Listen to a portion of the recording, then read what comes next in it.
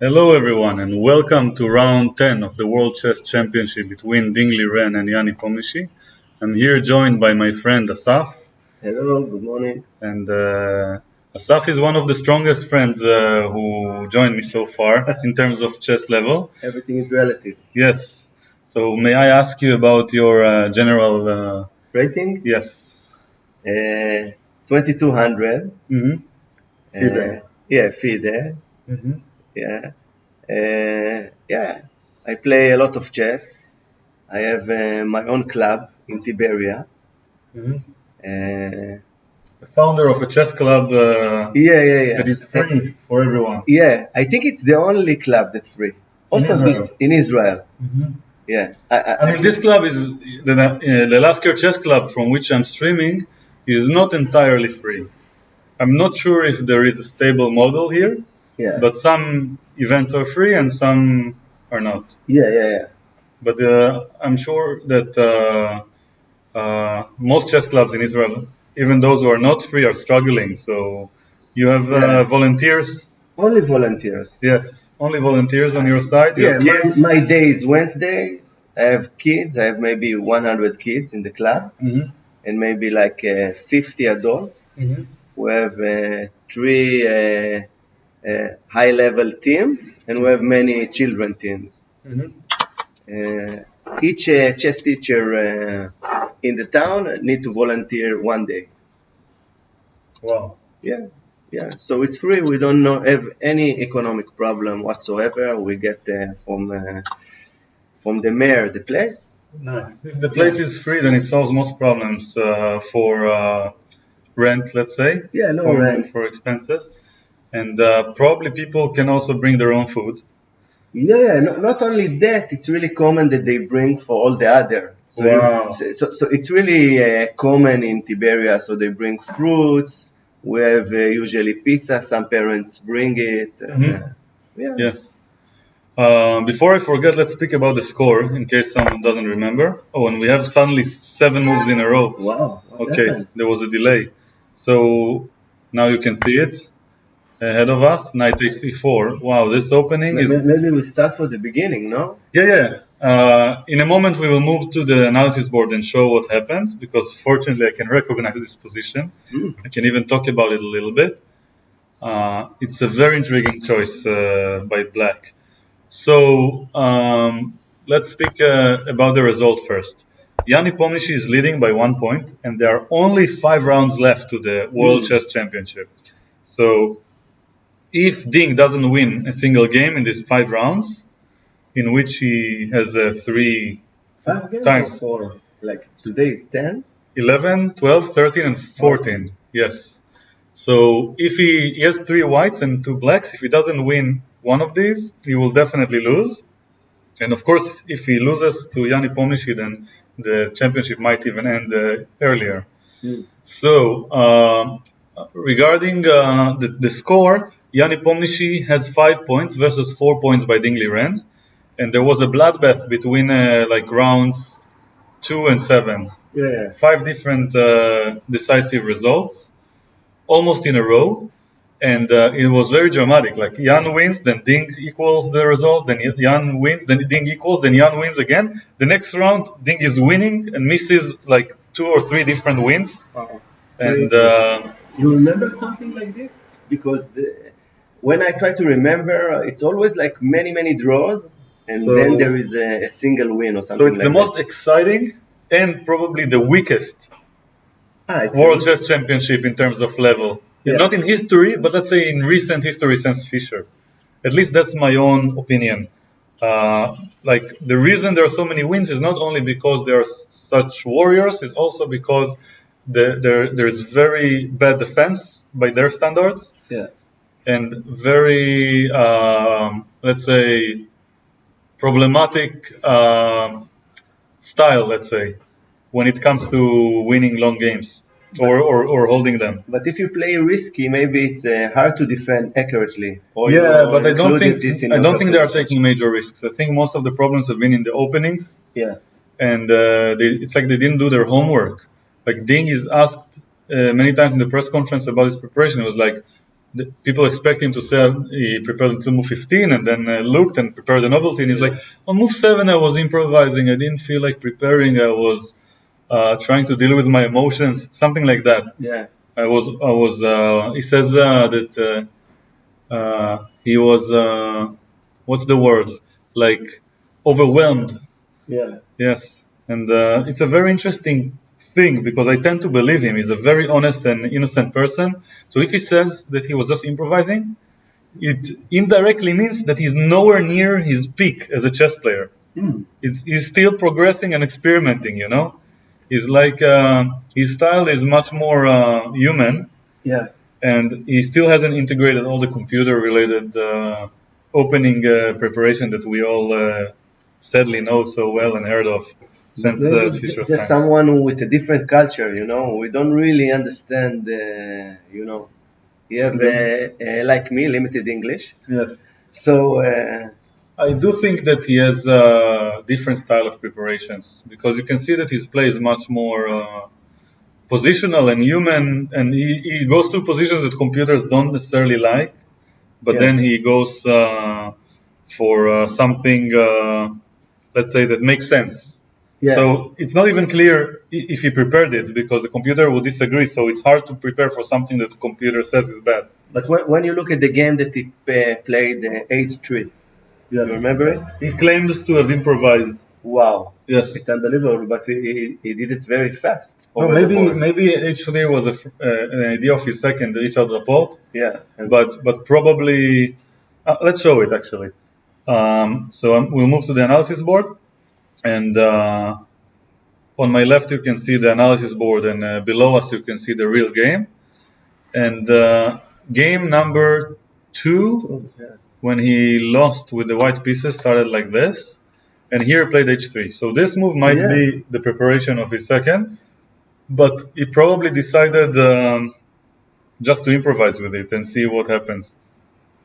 Maybe he has a collection of weapons that he didn't prepare so deeply, and he did maybe other sorts of training before the tournament. But it's really hard to imagine. Like only a few know actually what happened in his preparation. But based on his play, he has good openings, but his style is not memorization. It's more like he's trying to play good chess, and he knows the first couple of ideas in the beginning, and then he just goes along with it. Yeah. Okay, so let's look at this opening today. Soon after like 10 moves, they will probably sit to think for a while, and we'll get back to talking about the chess club and other things. So Ding used the weapon that he used to win in a round. Probably it was numbers. I'm thinking Ding lost with white, so it was probably round 6 where he won with c4. Back then the game was something like knight f3, knight f6, knight c3, e5, knight f3, and e3. And this is how the game started. And it's a very complex opening. And I can't help but wonder if he was planning to repeat it, because with proper preparation, Black can equalize quite easily over there, I assume. So, because that's how it works everywhere nowadays. So Jan Nepomniachtchi's main opening against d4, which he didn't play so far, is the Grunfeld defense throughout his life.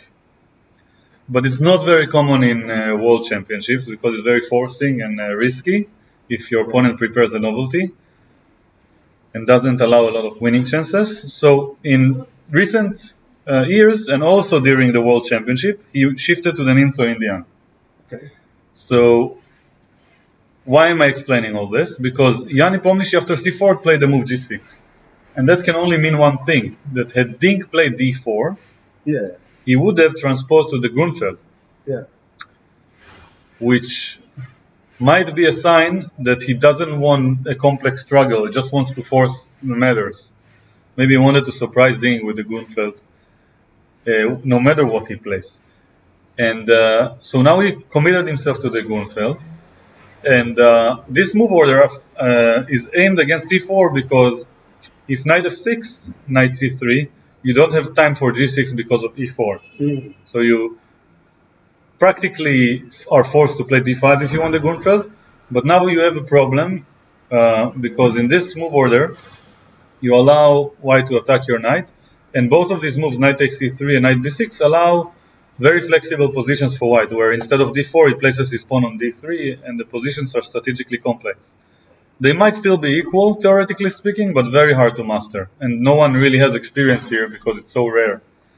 And probably I can only assume that there are other moves like queen b3 and queen c2 and other stuff that queen a4 check in various positions. So that's why people start with g6, because now the point is that if you go knight c3 or g3, black will play c5, and then you will force the symmetrical English.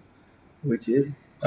Symmetrical English is this, yeah. and the point is that the knight is not on f3, because if you had this position with this move order, yes, I can play d4 and force you, or e4 for that matter, and force you into the Marozzi.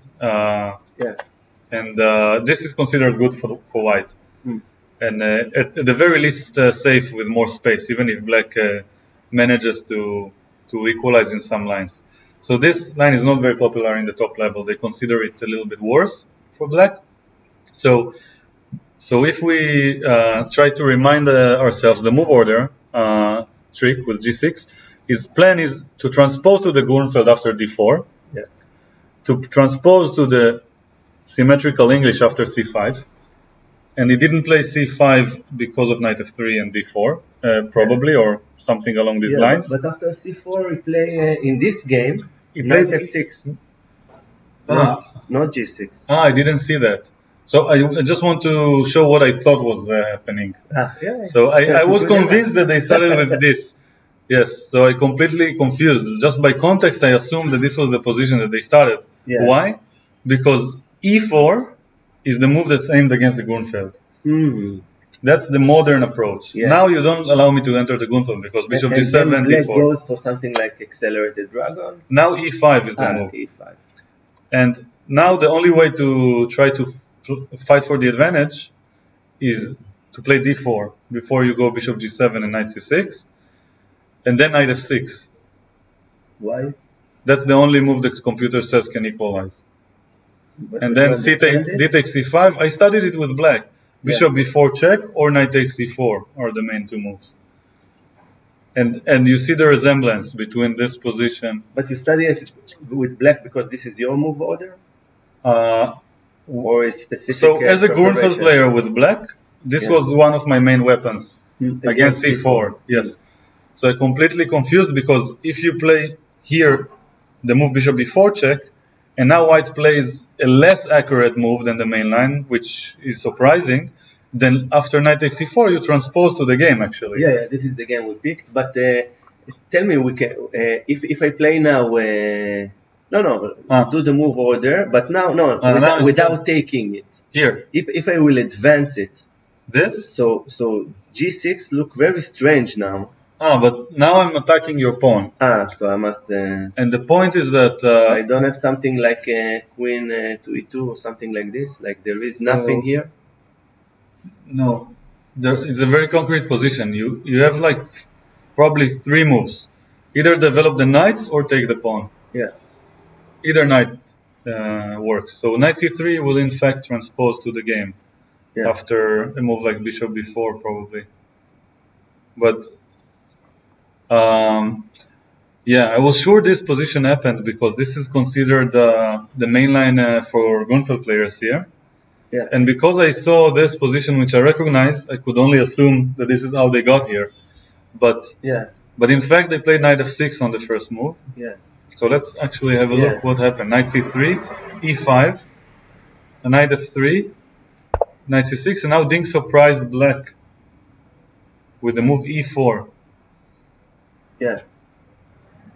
And this is a well-known trendy line these days. Many players play it. I don't remember who discovered it, but the point is after bishop b4, to get to the same structure that they got in the sixth game, d3, d6, and now the main move is a3. And for some reason, bishop takes c3 allows white to get this structure that they got with the tempo up, because white didn't play queen c2 and he pushed e4 in one move. So, but why to go with the bishop to b4? It's not much logical to put it. Yeah, to c5 there is a sacrifice of the knight here. So bishop c5 is considered inferior, less popular because of knight takes c5. That's the main point. Yeah. However, that's the move that was played, so it must have come as a surprise to Ding Liren. I mean, he should have prepared for it, but bishop c5 is nowhere near the main line. If you look at the statistics, you can see that bishop b4 is played more than twice as much. Yes. 763 games versus 340. So, and in the top level, it's probably 5 times as much. Yeah. So, I heard that bishop c5 is a mistake. I never bothered checking it. Yeah. Just trusted the person who told me. So, bishop b4 is the main line, and now it's popular because bishop c3 is considered. But I must take you back 1 second. I will use your knowledge. Sure. Go back to bishop c5. Yes. Let's assume that he will not sacrifice. It's a better position for the bishop? If for now he's doing something like d3. Yes. So it's only that. It's only 95. Yeah. If you don't play 95, black is more than fine. Yeah. Yes, because it makes c4 pointless. Yeah. Yes.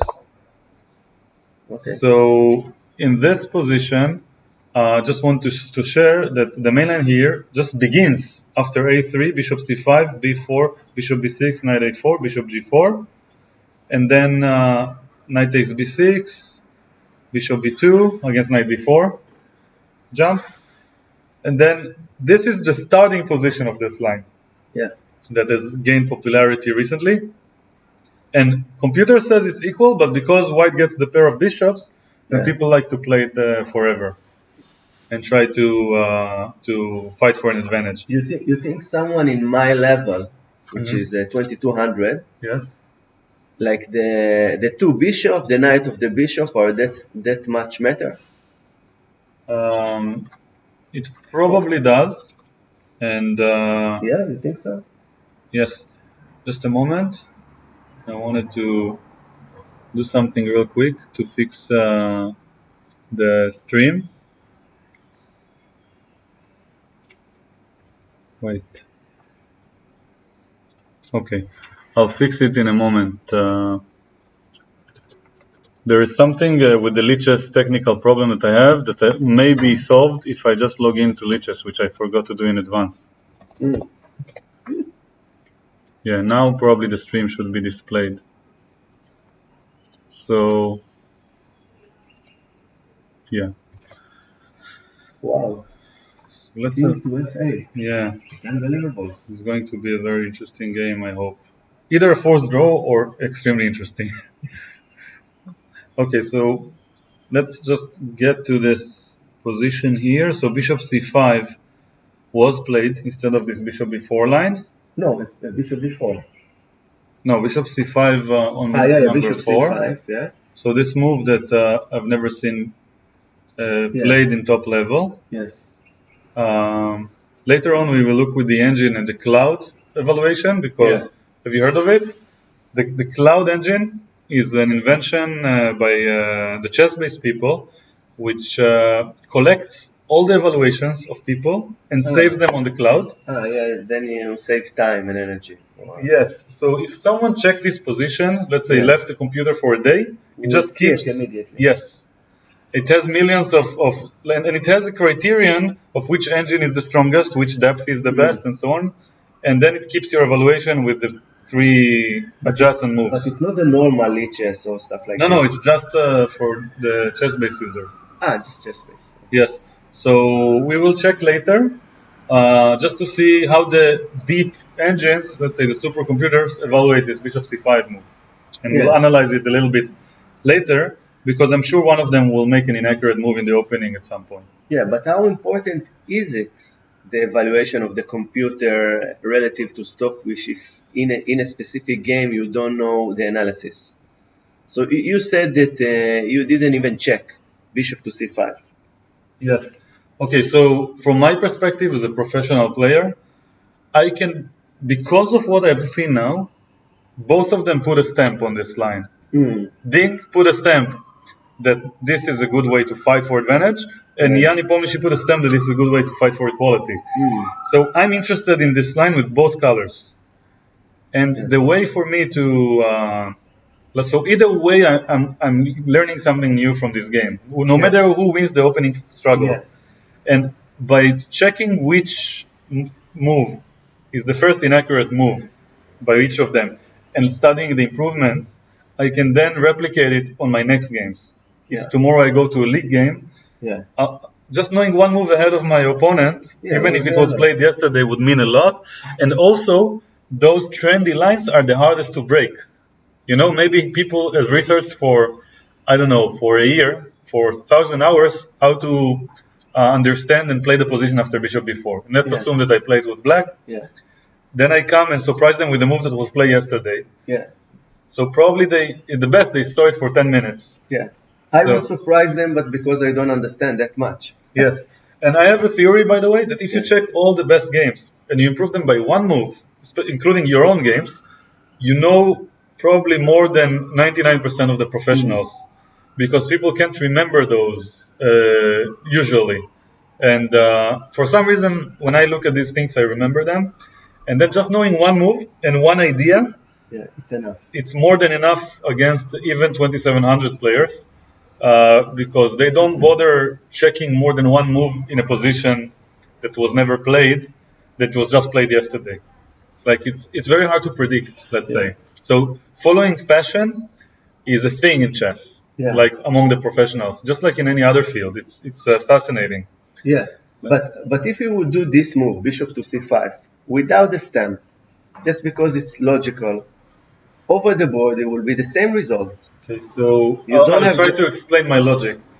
I have friends who are also chess professionals. And we work a lot on openings, and then we share the conclusions with each other, and we have trust. And like the chess theory is like an endless ocean. Like every opening is an ocean in itself. So the only way for me to navigate is to believe someone when they tell me that America is in the north. I don't have to just go there and travel north just because it's interesting and I see some stars. So whoever, fortunately I don't remember who this friend was, but they told me that bishop c5 was bad because of knight e5. And now they're clearly wrong. Or Nepomniachtchi will accept the worst position and we will see. So with a better knowledge maybe. So, but Nepomniachtchi has a supercomputer most likely. So his opening preparation, especially when it's forcing lines, should be impeccable. Okay, so let's move on. Bishop c5. Now, knight takes e5 was played as predicted. As long as the color is blue, we can see it's a book move. d4. Knight takes e4 was played, which is an interesting move order because you would expect to see bishop b4. I totally would accept it. But anyhow, it's good. No, it is bishop b4. No, knight e4 is definitely a mistake because it loses something probably. It just gives another option. No, but you have the check now. No, you don't lose a piece, but you lose time. You don't ruin the pawn structure like we saw before. So definitely bishop b4 is the move. And was played. And then d takes e5 and then knight takes e4. And now queen to f3. Queen f3, which is a book move. Queen d4 is the other option, as you can see. Probably a3 is also interesting, but first... no, there's knight takes e3. If a3, knight takes e3 should work. Okay, so queen f3 was played. I see you don't go too much into it. Like you don't see too much difference between this or queen c2. For sure there is a lot of difference, but... Well, we can look at each position for like an hour, but because they gave us the 7 moves in a row, then okay, let's go there. Then I try to... but it's logical for you, queen to f3? Like, what is the difference, for example, between this and queen to d4? Well, the short answer is that that's what the computer spit out, and I'm not good enough to tell even what's the difference. You see, even the weak engine that runs in the background of this program shows that queen d3 is green, and it's probably not green. And when you think, like, this is probably the best attempt for an advantage, but as we know, probably all of these moves will eventually be a draw. So it's like chess is evolving. Like the engine evaluation is not necessarily the best move because even if it's the objective move, your aim as a human is to get your other human in front of you to make mistakes. Yeah, so maybe when you say it's a draw, you mean the evaluation is 0. Or less. Yeah. Even a small advantage for black could eventually be equal. Yeah. So we talk in abstract terms normally when we evaluate positions. And just to avoid being desperate and not understanding anything, we do the abstract evaluation only after the several forcing moves are concluded. Okay. So that's what most people do. Like it will be exhausting to try to evaluate every move. Yeah. Okay. So Queen F3. Let's just say that this is what happened? Yeah. The computer probably recommended. Knight takes c3 was played quickly. Both players have spent less than 2 minutes by this point altogether. Knight takes c3 was played instantly. B takes c3. Bishop c5 was played instantly. And then my approach, by the way, is that if they played it instantly, we shouldn't take time to talk about it, because it's not like they are thinking; they are just copying what they prepared. So it's but from the part of the learning, maybe we can ask ourselves, like not so deep question, like in this fourth line, maybe we can take with the bishop. I don't think it's good. It's not my DNA to do so. But why not? Yes. You get the same pawn structure. The knight eventually will go to e6. We have some problem castling. Well, you... I don't know, for example... This, for example? Yeah. Yeah, I should probably go queen g3 anyway. Yeah. Okay. Yeah. So the problem with the knight on e6 is that it will be kicked out later. And the bishops will be very strong. Yeah. And if you go to c5 with some kind of plan to eventually bishop to b7... Yeah. But you see that this knight c3 is a book move, and this bishop c3 is yellow, meaning an inaccuracy. So it's pretty much... For sure, it's not. I'm just using you as the better player to learn something, even though it's obvious to the two of us that we would take with the knight. Yeah. But just I see you're very practical about it. Like there is. Well, it's not only important to ask smart questions; it's also important to know when to ask them. Yeah. Okay. And I try to relate to one of the players. Yeah. And then pretend that I'm thinking along with them. Okay, so it's just for my own selfish, let's say, goal of improving my own chess, which is not necessarily my highest priority at this moment. So feel free to ask anything. So bishop c3. It's just that I wanted to, here, the pair of bishops is providing white an advantage, and the only reason I say it with confidence is by association, not because I fully understand the dynamics here, just because I have the association, the circumstance that tells me that bishop c3 is bad. Yeah. It's important to understand that even chess professionals don't understand chess. They just have different kinds of hooks patterns to recognize and sets of logic that help them reach a conclusion that statistically should be true over time. Yeah, but if this was the first time that you were in this position, you would check it, no? Yes. To take with the bishop. Yes. Okay. So it seems to me like my stream is still not working on Lichess, but okay, it's fine.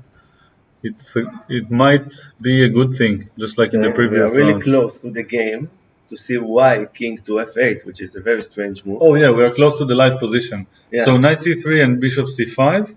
Yeah. Queen g3, attacking the pawn here, and castles would be a blunder because of bishop h6, and then forcing g6. Otherwise, you get checkmated, and then you lose the exchange. And in some lines, by the way, h4 could be even better than taking the exchange. Wow. In the Sicilian, it's very common. I can show a few lines, but just for an example, for those who are curious, there is a line here which is called the pin variation, which sounds very funny in Hebrew. Yeah. And now after e5, knight d5, queen g4, bishop d2. many players like this to line in blitz. And now queen g4. Yeah. And g6 is probably the main line. But many players in blitz like to play castles. And bishop h6, g6. And now bishop f8 would in fact be a mistake. It would provide black with a lot of practical chances to shatter white's center. If I'm not wrong, by the way, I may have confused something. No. Here, yeah, h4 is the main move, and then queen a5 and queen g3. And I've had so many games in this position, in blitz. Some people like to play it regularly. And then their point is that if you take, then you go by bishop f6. And white, I think their main move is knight b5 here. And then if you take, I just go h5. It's like we are fighting who is going to sacrifice the material. Yeah. And now the point is obviously to take, and bishop d3, and take, and so on. And only when the time is right will I take the rook, under the right circumstances. So it's very common to go h4. And if we go back to the game, so this position is not good for black. Therefore, the typical move, king f8, like in the French defense. And this already looks like, let's call it trouble. Like, if we had to play it with black, we wouldn't feel comfortable, most likely. And now bishop e2. And we see that Ding taught for nearly half an hour. So he must have been, 16 minutes. He must have been surprised by this king f8 move, which kind of justifies my point. Ding doesn't prepare very much. Yeah. He probably knows about the evaluation. Yeah. He probably checked a few basic ideas. He may have even improvised this queen g3 because he's such a good player and he understands that this is the obvious move. And like, provoking king f8 can't be bad. Yeah. So bishop e2, d6. This can't be losing for white, that's for sure. You see, this position. Yeah, but you have one flaw. Not the purpose of white, not to lose. Yeah, I just want to express why Ding is so confident, even when he is not necessarily prepared with a computer. Like, he trusts his human instincts, which most top players have long forgotten. Most top players have already gave in to the mentality of the mantra that computers are gods. But why bishop to e2 and not to d3? So that's a good question, and the answer probably lies in the fact that the bishop will not be protected here.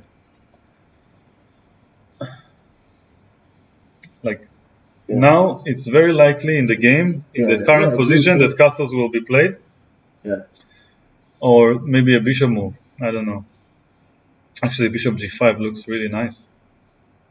And then it's another example. So if I go bishop d3, like you said, d6, bishop g5, then after queen e8, my pawn is pinned. Yeah, but we are not in this area that we can sacrifice it. Well, it looks really near.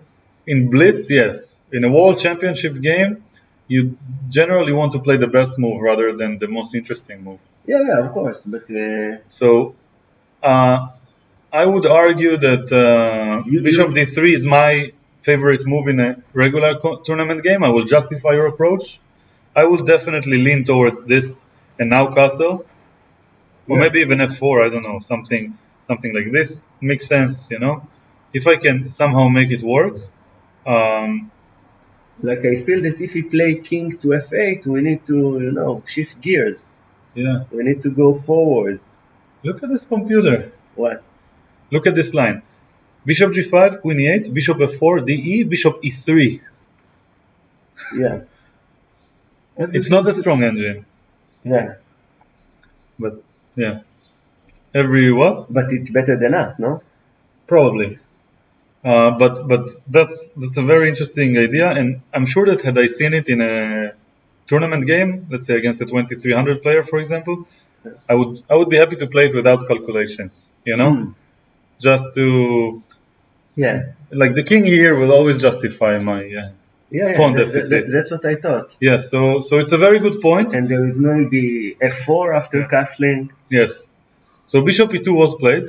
And d6, and now we went the bishop f4 all the same. I would rather go bishop g5 and probably induce queen e8 and then do this bishop f4. Yeah. Probably here, because I gain the tempo, I can also the stake. It can't be so bad. Bishop f4 now.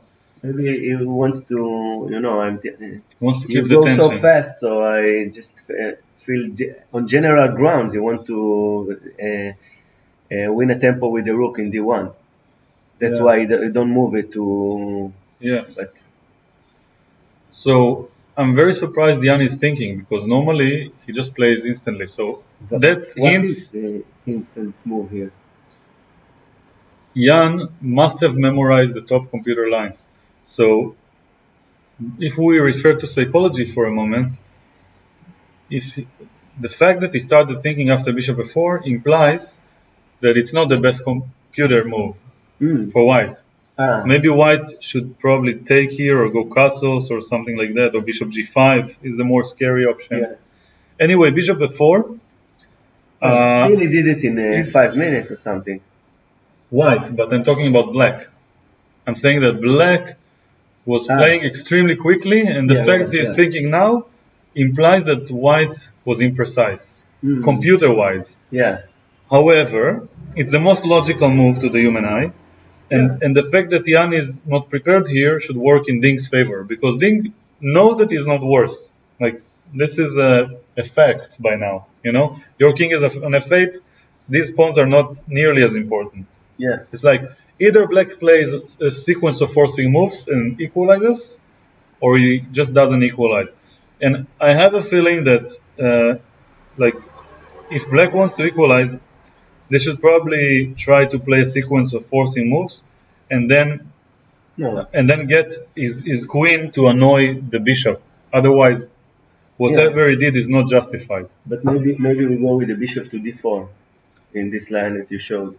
Yeah, probably. I just wanted to express that if black does nothing, that white is definitely better after castling. Even castling long could be an interesting option sometimes. But if black does nothing, white will be better. Therefore, a forcing line that annoys this bishop could be an option. From this position, what do you think will be, which game we are going to? As I said earlier, either a forced draw. By knowledge. Or somewhat of a forced, let's say, simplification of the game. Or something extremely complicated with white having a worse strategic position, but attacking prospects, which was the similar theme in the previous 3 white games by Ding, which was unbelievably fascinating.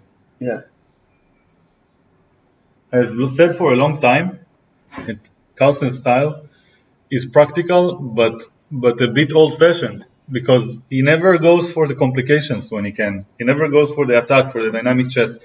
And in fact, Carlsen sometimes has problems against players like Ding, Rapport, Duda, and I think there is another name that I forgot, who are very good at calculating.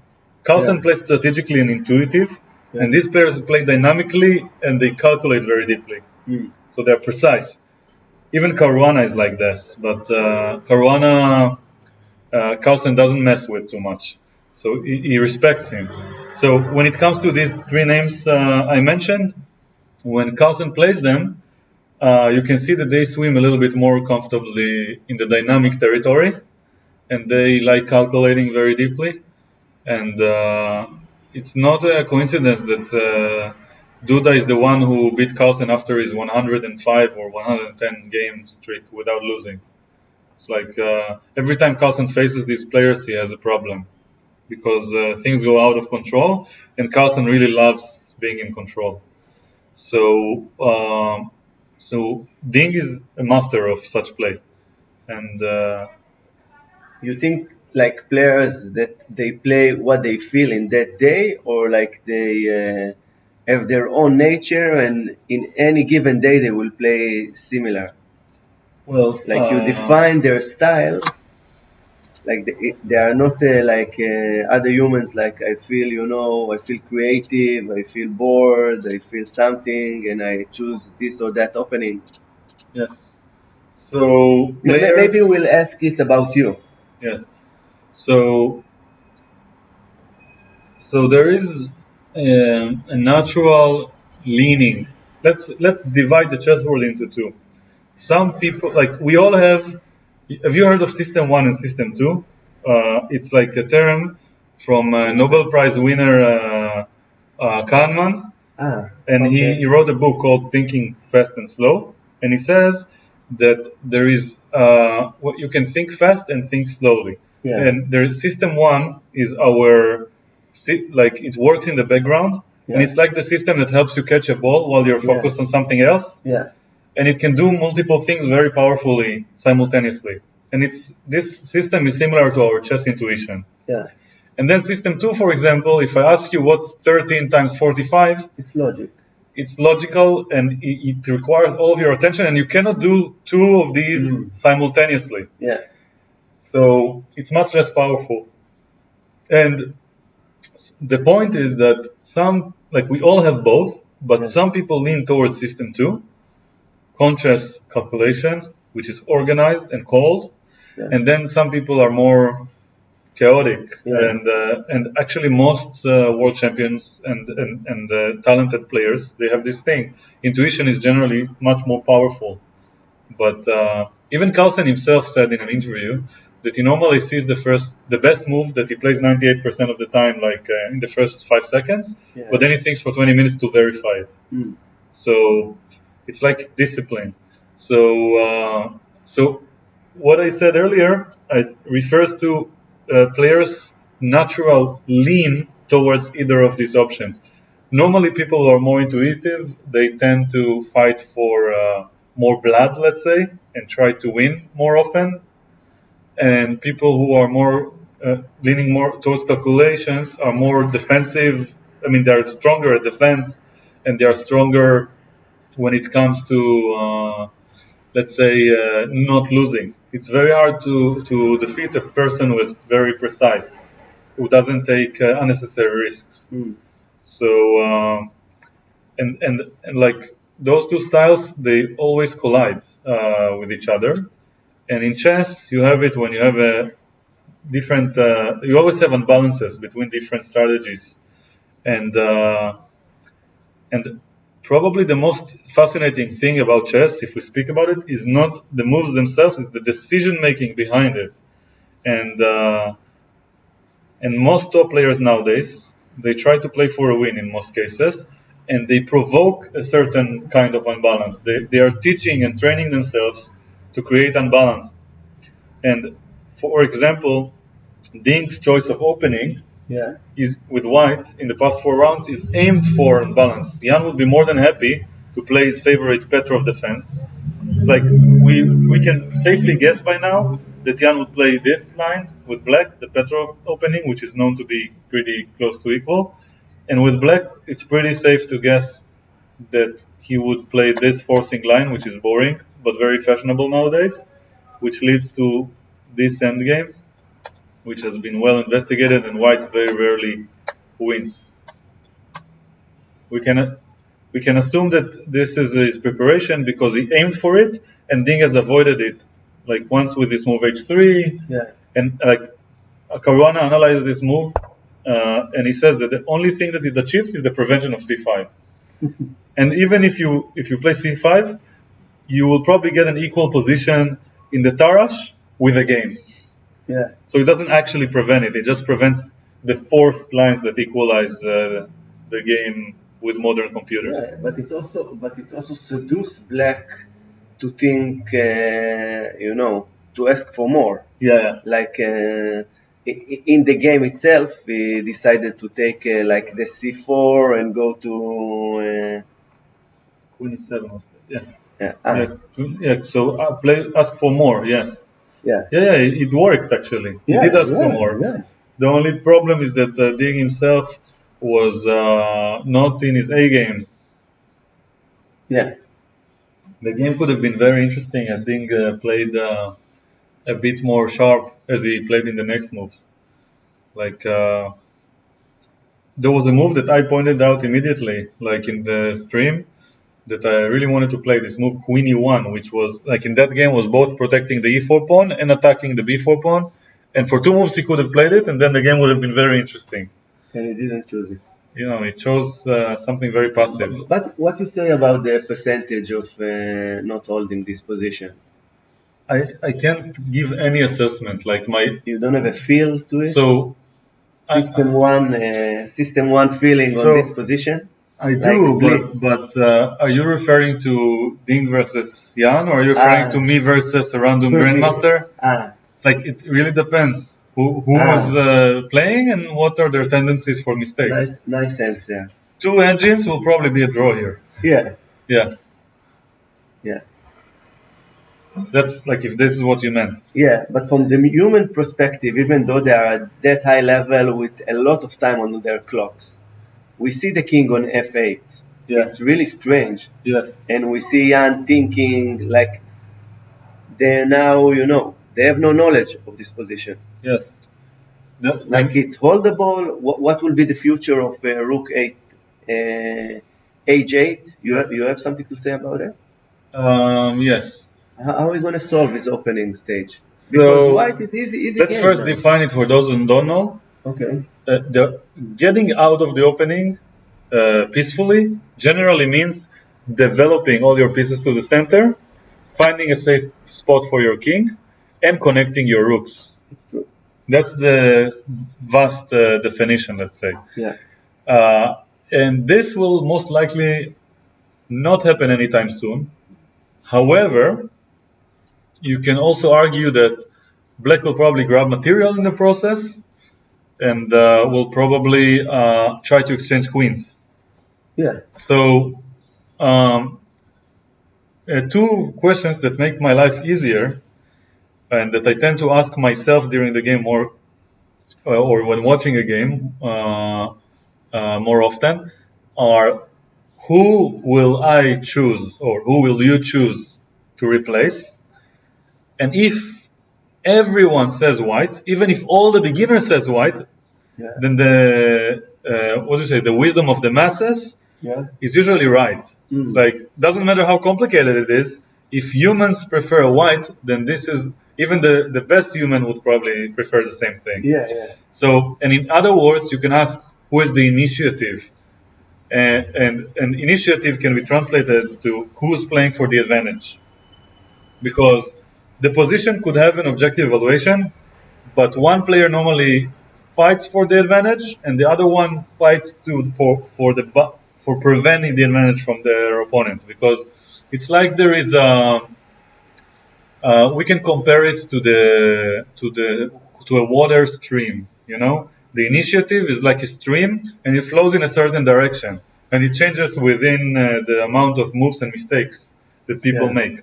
But in this position, the person who's playing for the advantage is white.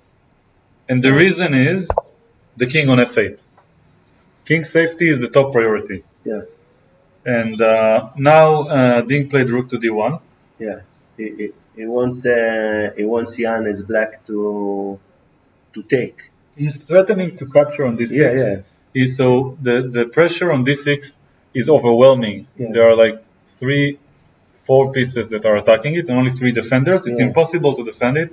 So either the tension will be released and Ding will be happy, sacrifice the pawn, or one pawn will go down, which is the logical, the logical continuation will be to develop the bishop, give away this pawn, and simplify the position.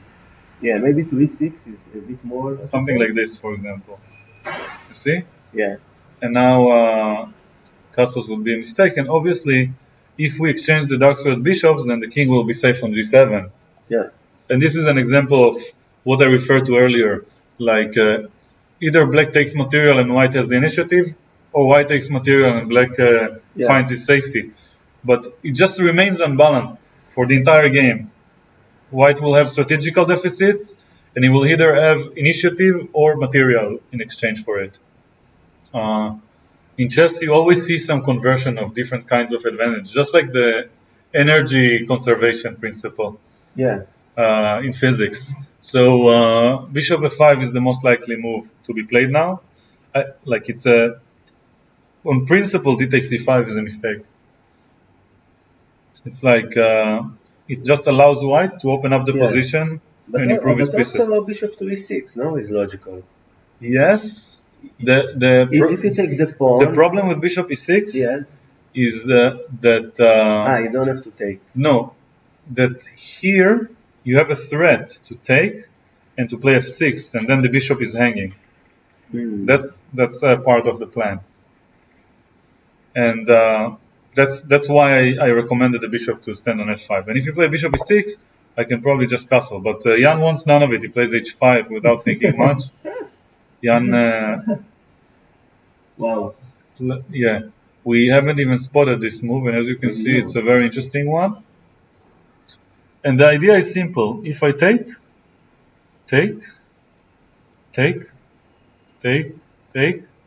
you want to play probably h4 and h3 at some point.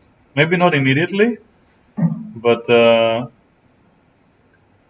it will help with several things. And queen d3 allows bishop f5. That's fascinating. So h4, queen f4, maybe g5 at some point, but h3 looks nice. And let's say, just for the sake of argument, g3. So now we can just develop the bishop peacefully. Why not do g4? Because interesting. Bishop g4 essentially forces me to go castles or rook d2. Rook d2. Yeah, I can't castle. Yeah, and now I'm attacking your bishop. But just wanted to explain that here, in this very natural line, actually even bishop f5 is nice, you know. Bishop d7 is even more interesting with bishop c6 later. This looks amazing. Wow. Yes. So black definitely has some initiative going. Yeah. I mean, if white takes the pawn. So the point is to induce h4, after which black will be happy with this exchange, because later on you get a tempo for the rook and a window for the king, or maybe just a safe place for the king. And also it allows g6 without allowing bishop h6 check. So it's a multi-purpose move, and the most natural move for white normally, as I said, is h4. So let's start by calculating this. What has changed? Maybe bishop g4 now. That's an interesting move. Now, f3 is natural, but it prevents white from castling. Oh, yeah. Bishop g4 prevents white from taking this pawn on d6, and now taking this is not so easy. Also, f6 is interesting, followed by f takes e5. Yeah, and if e6, rook e8. So bishop g4 looks very nice. Yeah, leave it 1 second. Let's check. Here? Yeah, h4. So you say bishop g4. Yeah, it already looks bad for white. I mean, in terms of the opening fight. If he plays h4, I'm sure Ding will not play h4. He just plays into. That's probably black's main idea, like to provoke h4 and go bishop h. Because if this was in white's favor, there's no reason to provoke it and allow further options. Yeah. So castles is the most natural move. So that's the first thing I would check. Yeah. h4. You would not check first the ending? No. No? Castle. What you don't think? Yeah, you don't. It's the last thing I'm going to check. I don't care. But it's forced. So why not to go there first? Why because it justifies black's entire strategy. Black's strategy was to create this weakness on c4 and c3 go one pawn down and put his king on f8. It's like, it's not worth the pawn to exchange queens in this position because of this king. You don't have to exchange queens. I don't know how else to get an ending. No, take it now. Take it. That's what we just saw. And now queen f4, h3 and bishop d7, and I really like black's position. Black has all the cards. The only problem is this rook, the rook, but it will be easily developed later. So, for example, g3, bishop d7, castle, bishop c6, double rooks. Wait, sorry, castle, bishop c6, double the rooks. No, this is too the bishop is hanging, so you put it here. No, maybe I cannot even switch then. Let's say put it here, for example. So I can probably bring my queen somewhere. I'm trying to calculate g5. It's hard to come up with the most useful move here.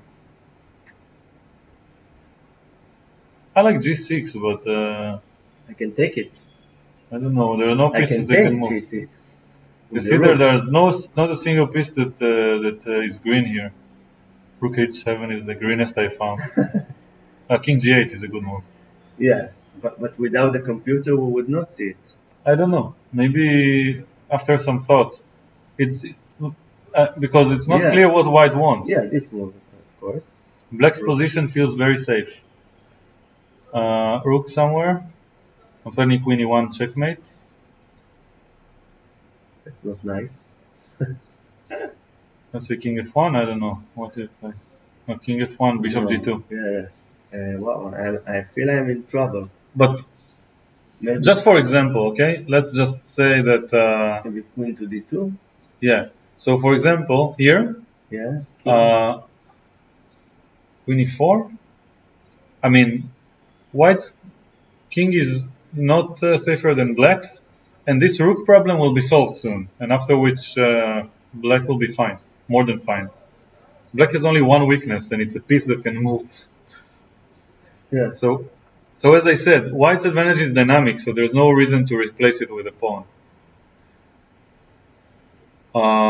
So let's analyze castle, which is the most natural move, h4. Queen d3 probably. This is the most natural move to keep threatening taking and also prevent bishop f5. Now bishop e6 is the most natural move. Let's say but either... Now you can take also, no? I can take... I know there is a check on the back rank. You cannot take the pawn. Here? No, one move before bishop e6. This is you must roll it down. Yeah, no, it's losing. I can check on d8, but I'm pretty sure that even other moves are better for white. Like what? Like bishop take? Bishop e3 looks nice, but yeah, queen d8 is definitely the refutation. So, you know, yeah, I don't see anything else. So queen d3, I thought bishop e6, and now like white can just put the rook here, and then it was played. Rook fe1 or bishop f3. Yeah. And basically white just puts all the pieces in the center in the best positions. And if the pawn was in b3 instead of c3, you would say white is much better, like incredibly better. Yes. So this is the only flaw, and it's a long-term flaw for the end game, which allows black to equalize, you know? Yeah. In case of a pawn deficit. This is the big advantage. Yeah, so now after castles, I think h5 was an inaccurate move probably if he doesn't show anything specific that we missed. So h4 is one option, bishop f5 is another to prevent this queen d3 idea altogether. But then why play h5? Why not start with bishop f5? Yeah. Like bishop f5 at least had the point that maybe I'm winning a piece here.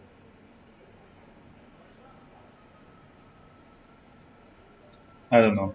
Anyway, so h5 castles was played, and here instead of h4, it's hard to come up with anything that makes sense. Bishop d7 is probably the other option to put it on c6.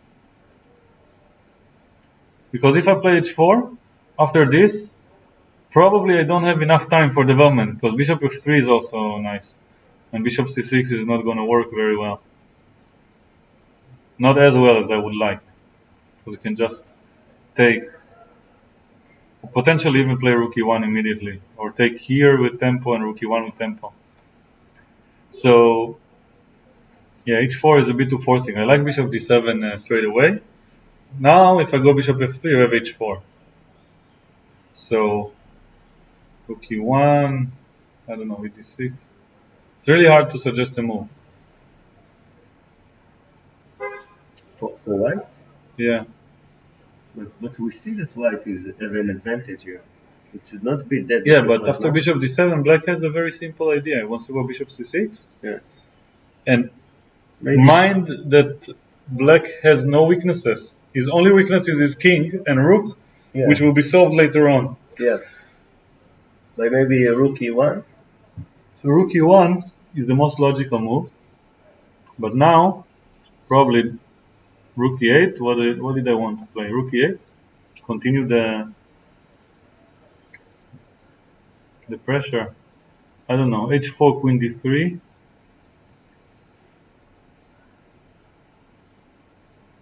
Bishop. It's really hard to make a move here. Maybe now d5. I don't know. Oh, this looks terrible for black. g5? I don't know. No, after g5 I will take immediately. Rook e8 is the move. Now bishop moves, and then f6. So what do you want to do? e d6? c d6? Bishop can't move. f1, I don't know. This looks like an interesting follow-up. Queen to f6. Yeah, bishop takes d6 probably now, under my terms, you know? I don't have any way to keep the tension. We take. But now, unlike the previous positions, maybe I have some time. c5, I don't know. Black is very close to equality, and this rook comes to h5 later. Rook b1 probably is a good move. g3, h3. h3. I like bishop f3. And my point is that I'm trying to... Yeah, if I will take everything... Here? I don't know. Yeah, I must, no? Yeah. You want to take with the king. It's really funny if we get this position suddenly, you know? It's probably better for white with the pawn up and active rooks. Anyway, let's get back to the original position.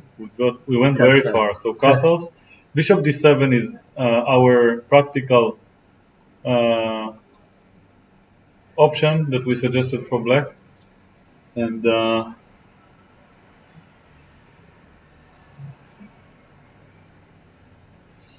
so instead of bishop d7, h4 looks too forcing and practically bad. It's almost asking white for the perfect piece placement, you know?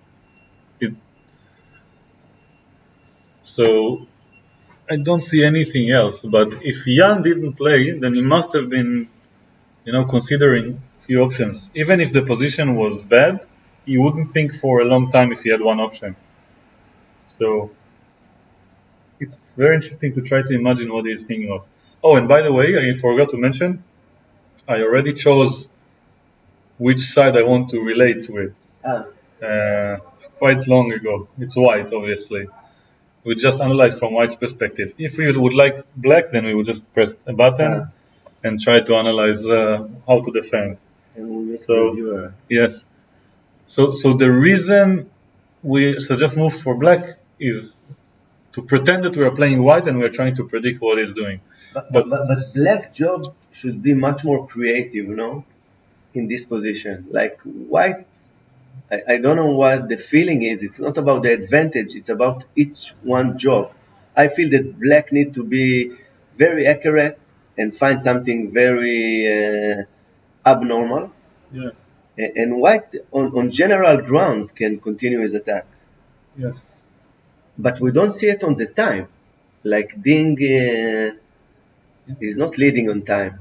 You have 1 hour and 20 minutes to Ding and 1:36.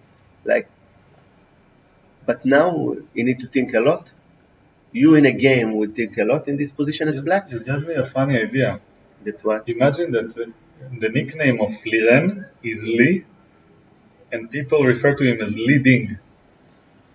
It's like, it would be a nice name for a Chinese player, right? Yeah. Li Ding. Yeah.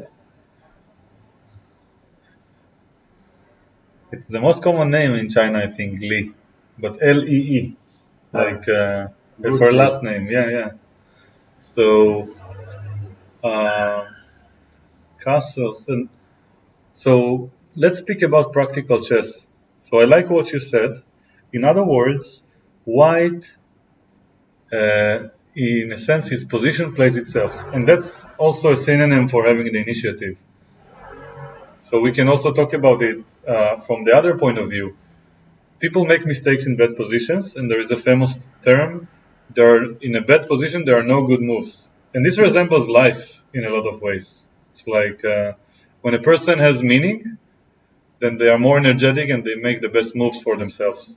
Or when they feel happy or they have a good position in their eyes, whatever the metaphor works for each person.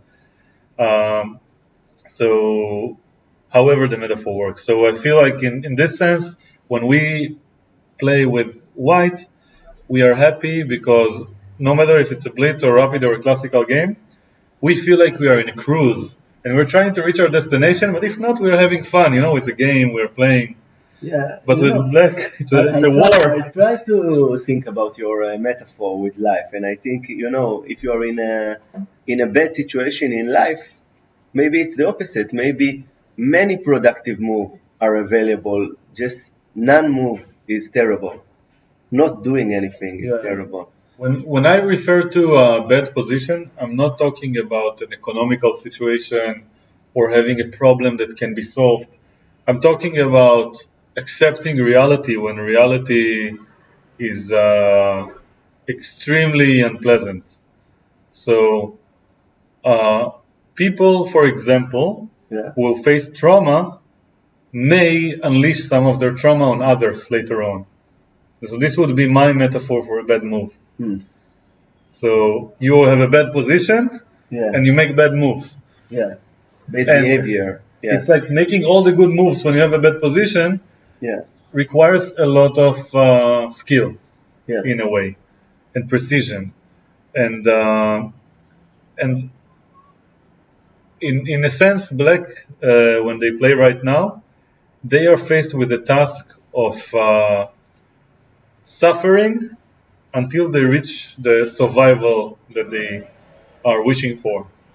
And white's task is to enjoy until black is done suffering.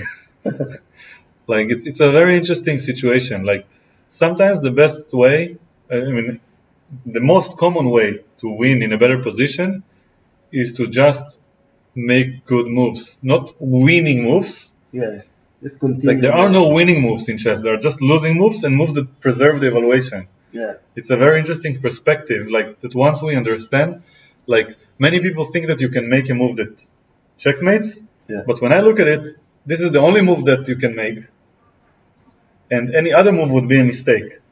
And also on an interesting perspective that I recently acquired is that the clock, we like to think about it in terms of this is the time that black has and this is the time that white has. No, this time that both of them has belongs to both of them. So both of them have all the time, and you can only choose how much time your opponent is not thinking. Nice. That's like by having more time, you can choose how to limit your opponent's thinking process. At the expense of your convenience. Nice. So, logically speaking, that's the only thing you can do. Like, you can't use your time and prevent them from thinking at the same time. So they're going to think at all times. You can only limit it by making a move whenever you choose. And one of my favorite things is when my opponent makes a move and gets up. And then they hang around. That's when I like to sit down and think for like 20, 30 minutes. Because that's the only time when they are not focused on the game. And especially sometimes when I'm leading on the clock, I like to spend this time and make a move, and then they usually arrive 5-10 minutes later, and I think during their time, and then I increase the pace. I always wander around in the room. Most people do, and most, let's say, ambitious professionals sit for the entire game and get up only when they feel like it serves their goal. And of course, many players with ADHD or different kinds of, I don't know how you define it, like need to do multiple things at once, who like multitasking or talking, would like to walk around. A nice example would be Ivanchuk. Ivanchuk is one of the best players and in the world and one of the most talented players in history. And he's well known for saying in multiple occasions that he's at his best when he's in a good mood. So by his definition, which I like, as long as you're in a good mood, nothing matters. So if you need to talk to people or drink coffee or go for a cigarette or do whatever you want, it's like I remember once when I was growing up, I went outside during my opponent's thinking in the opening, and I went to the court and played football with people and came back. And it was fun, and like I remember it as a good situation, as a good memory. Like they fought for 20 minutes, I came back, they were still thinking, which reminds me that one of the most rewarding things, the most pleasant moments for a professional chess player in a chess game is when they need to go to the bathroom for 10 minutes and they come back and the opponent is still thinking. That's the ultimate win. They're suffering and you're just hanging around doing your stuff and talk to people. My need to go around is a energy, like I feel that I'm not thinking on the game, I'm just floating around. With the toilet World Championship, it's a perfect example of this. Kramnik reclaimed that he needs the space to move around and walk while he's thinking. And many philosophers do it. And in fact, all the top players, as part of their routine, like to go out on walks. It's a very well-known method. And with that said, H4 was played, and throw away all of my explanations. It's amazing. Every time I say something against a move, Jan just goes ahead and do it. Blows it up. It's like, I'm so happy that everything is recorded. But we don't know the evaluation now, of the position. We don't see it. Yes. People can finally understand, and for those who didn't understand it before, that the Grandmaster means nothing.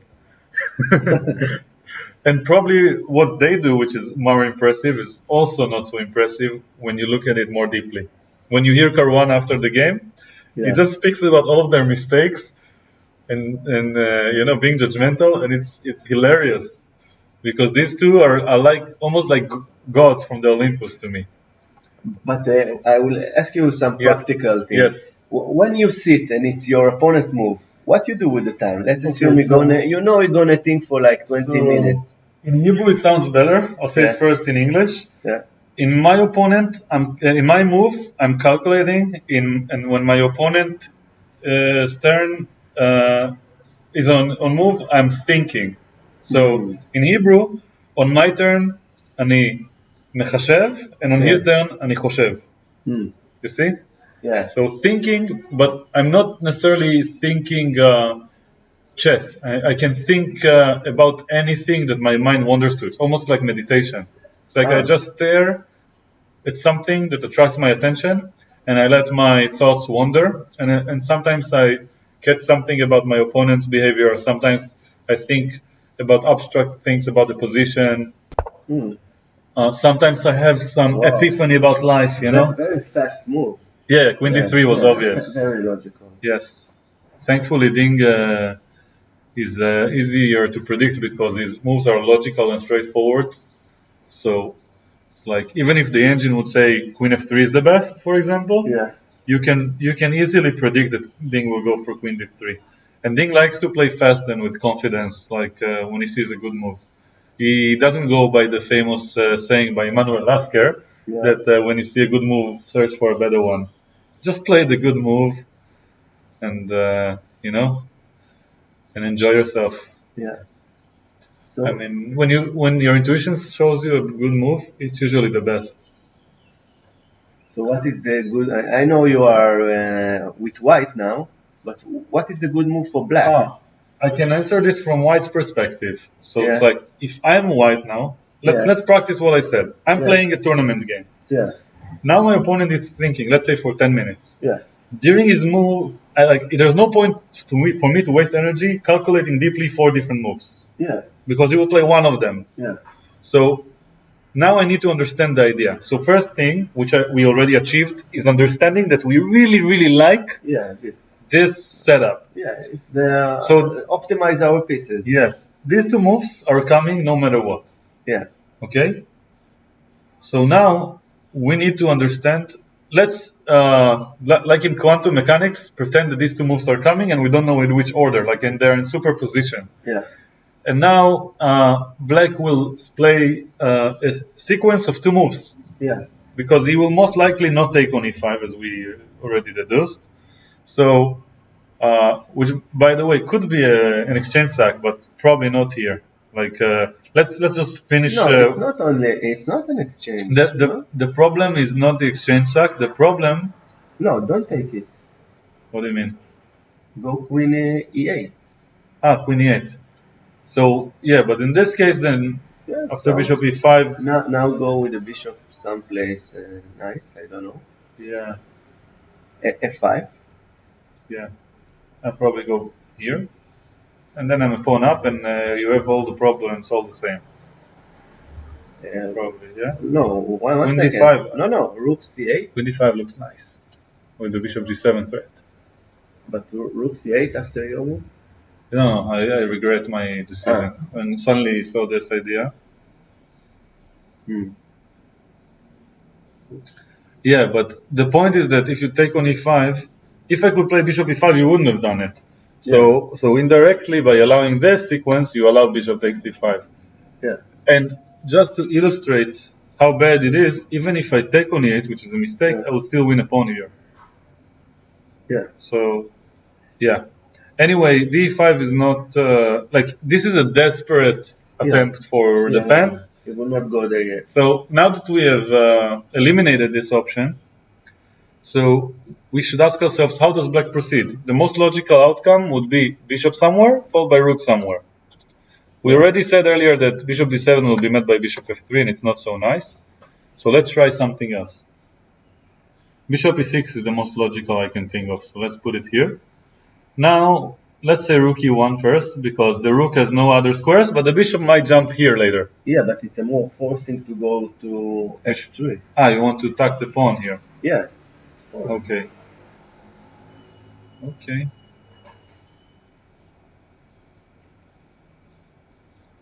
Maybe now to take? D take E? My intuition says g5. Wow, this is crazy intuition. Yeah. No future to our king. I mean... Now we take on d6. And then we switch queens. Okay. Not necessarily. I mean, if you take with the bishop, yes, and then g5 is justified. Justified. So... You must take the pawn, no? No, you can go here. I would definitely go here if I was white. But, yeah, it removes the venom of bishop f3. Yeah. So let's check rook e1, for example, g5, take, takes, and in this move order, I have a few additional options. But the endgame, if I do go for it, will probably be a better version with the rook on e1. I'm not sure. Yeah, because the pawn on c4 is not under attack. Yeah. But I really don't like allowing g5. If g5 is a positional threat. So maybe h3 with bishop h2. Nah, it's too slow, no? Yeah, but what else? Queen d2 I wanted to try. Yeah, ed6, ed6. Bishop. I don't know.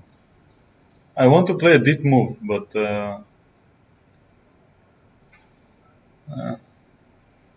let's search for something. Maybe here's some piece sacrifice. I mean, somehow. Bishop takes b7 at some point. You can do it.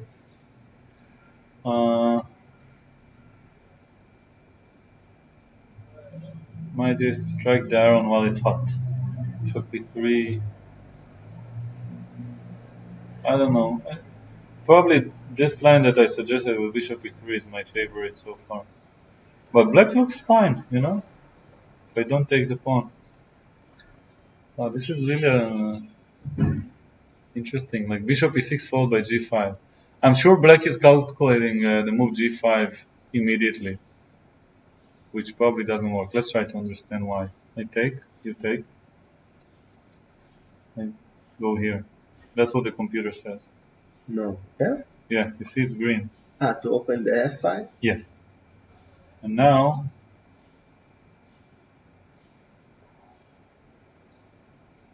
my guess is that if you play the same bishop e6 move, he wants to take and play f4. Oh, bishop d4, and then f4. Yeah, f4 is very strong. So, rook e1 was crucial for you. Yeah. That I will play. So deep. So bishop e6. And bishop f3 also blocks f4. Yeah. So, in a sense, you know, a very logical continuation for me would be just taking a bishop e3 back. You know, Yeah. because your king. So you think f4 is the major plan here in this position, with g5 or without it? Yeah, I don't see anything else. And h3 now is also interesting. So, I don't know why not h3 immediately. Like, what's the problem? But why? Why to do it? There is a reason the computer didn't like h3 immediately, which is hard. This one. But why to do h3? I don't understand. In order to keep the bishop on the file against on the diagonal against g5. G5. Wow, you're a genius. No, g5 is a mistake. It's what happened in the game. So this is one of those moments, like throughout the championship, I analyzed the position, and when I say a move is a mistake, Jan Nepomniachtchi plays it all the time. And then I feel like an idiot, and then Caruana says that it was a mistake after having checked with the computer. So Jan Nepomniachtchi's style is very explosive, you know. He takes a lot of risks. Wow. It's incredible because he should play for a draw, and he goes for the most crazy outcomes. Yeah. No, g5 is the most logical way to try to solve the king's problem by forcing the endgame. Yeah, but he's not going for artificial castling. I think if you ask Jan in the interview, in the press conference, he will probably analyze this, and he will say that he missed bishop d4 followed by f4, and therefore he went for a different move. Or he probably wants to take with the bishop. That's another alternative. But here I will definitely not take on d6. I'll just play f4, and I think black is crushed. Yeah? f5 is coming next if you move g4. So? All the white pieces are in the game, and black's pieces are doomed to passivity, and there's no king safety. Yeah, but it was also like this before. No, but after f4, everything collapses. Yeah. Things are falling apart. So what's your evaluation of this position? Here, like plus 3.5. Wow. Yeah.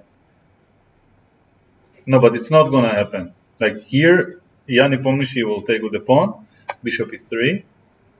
My guess is that he will think forever and then take it out of desperation. Yeah. And white will take with the pawn. He will think some more, play king g7. No, why? He will try to develop. I don't know. He doesn't have any moves. Rook h6 he will play. No, he can do. So this position was most likely to happen over the board. Why you don't like the move with the bishop to e6? It's very okay, so we can agree that white will most likely play this. Black will most likely take because otherwise f4 is coming. This is the only way to prevent f4. Yeah. Fe, and now this is threatened. Yeah. And this rook is out of the game. So rook h6 is the most logical. I don't think so. Maybe bishop to d7 again in order to put the rook on e8. Okay, so here I can go c5. c5. That's the problem. Wait. No, rook to e8. But cd is very strong. No, I take it to check. Okay.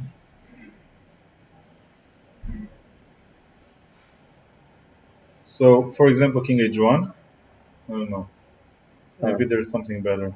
cd is not the best. Queen d6 also. So probably e4. What does the computer want from me? Let's think. e4. I think e4 is the move. Yeah? Black is in a lot of trouble here. Yeah. But bishop d7 allows an unnecessary break. Oh, now bishop d6. C. C, yes, sorry. Yes, and now Take your queen. take, and d7 is coming. Yeah, but I take. Here? Yes. Okay, I take. You have to take probably with the. I don't think it matters actually. I think you're in deep trouble. Yes. It's an end game. Yeah, and the pawn will not win. How?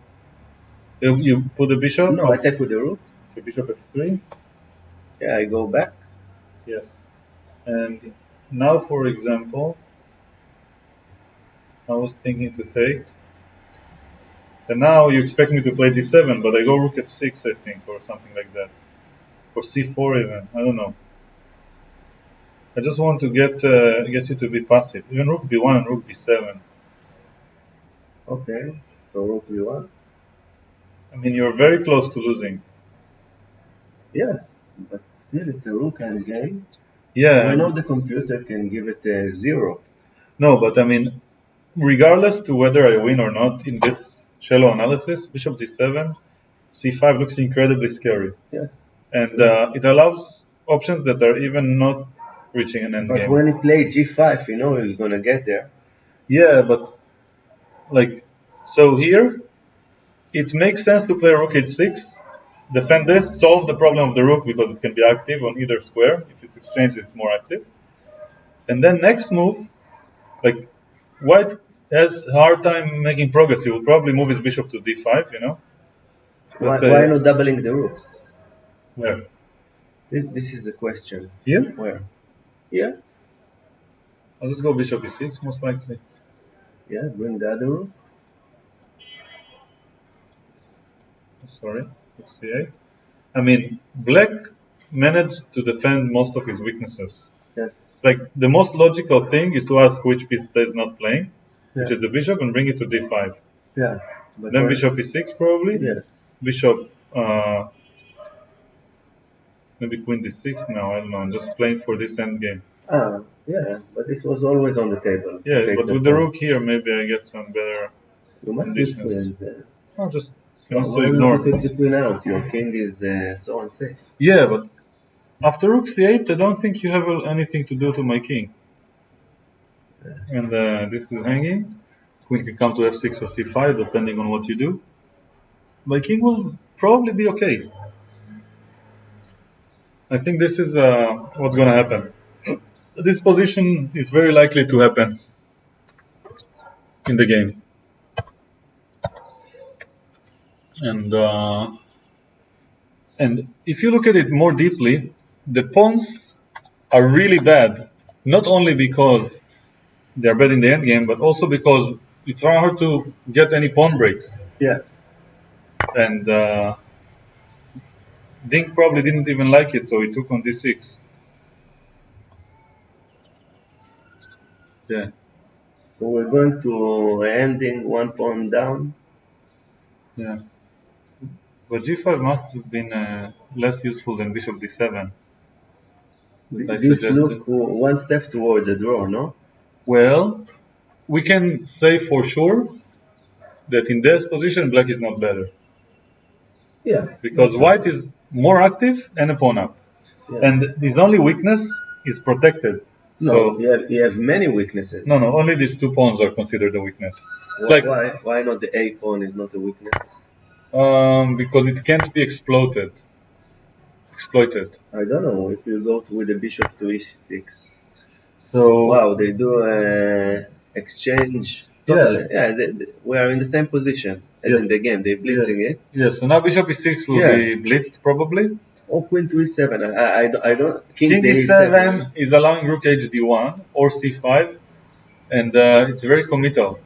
So, for example, let's say c5, bishop e6, all the same. Yeah. Rook b1 can be annoying theoretically. Bishop f3, f4 could be annoying.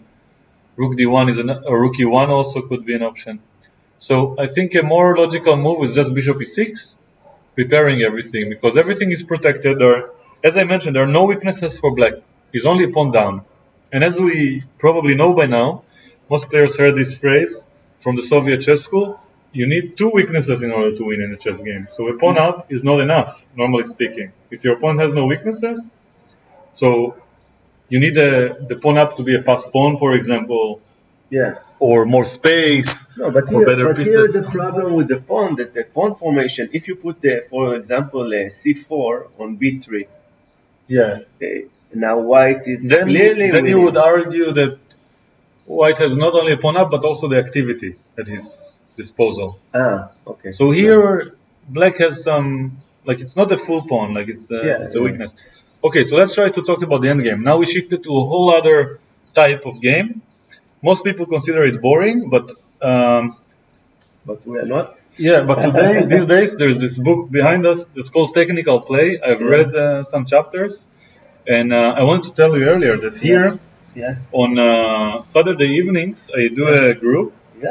A group of friends, just like these, how do you call them? Like rabbis who do groups when they learn about something spiritual. So I'm making like a biblical lesson about chess. So just like the Torah is not so interesting for the average human to hear, because they heard the stories before. So I'm talking about boring chess stuff. But my claim is that this book and the conversation about technique hides in it the deepest secrets to chess and probably to other things as well. It's like technique is something that needs to be defined and properly understood and appreciated. I never understood why they use this word in ending or whatsoever. Why they call it technique. It's not that it's easy, like when I use the word technique, it means usually, I don't know, easy to learn or something. A technique is a method that a person uses to achieve a goal. So why is the opening is not a technique? So technique in the end game. You are right again. Yes. So technique in the end game means the method for achieving results in the end game. And there are two methods, very simple, that are very simple to define. One method is conversion, and the other method is defense. So this is the only technique that exists. There is no other technique. You can split it and define it like with sub-techniques and sub-ideas, but the main point is that here white should try to convert and win, black should try to defend and draw. And this is a masterful thing to do, that's especially the defense part. And a very interesting observation by Boris Gelfand in the book is that very few players master both. Like there are almost no players in the world who, even at the top level, who mastered both. Why is that? It's such a difficult... Because it's two entirely different sets of abilities. For example, defensive skills, as we all know, are very common for players like Karyakin and let's say, for example, Carlsen and Geary, for example. And most of the players, when they defend, they use system 2, the more serious approach with calculation. And in order to convert your advantage, you need to play not necessarily in the most precise way, but in the most powerful way to provoke mistakes from your opponent. And it's just two completely different ways to play. And sometimes they interfere with each other. So normally good defenders are not good at converting their advantage. And you can see it in this World Championship. The opposite example. These two players are incredible attackers, very bad defense throughout the championship. And very bad defense for 2800 standards, not for our standards. Who am I to criticize them? I'm just repeating the words of giants, you know. So when we speak about technique in chess, this is only the definition of technique in the end game, because in the end game it's very simple. You don't have many pieces, therefore you can deduce a result from a position if you analyze deeply enough, or at least likelihood for a result. So that's basically it. Technique in the opening the word opening preparation can be replaced with opening techniques. But these are techniques for the opening, for an advantage, not for a win.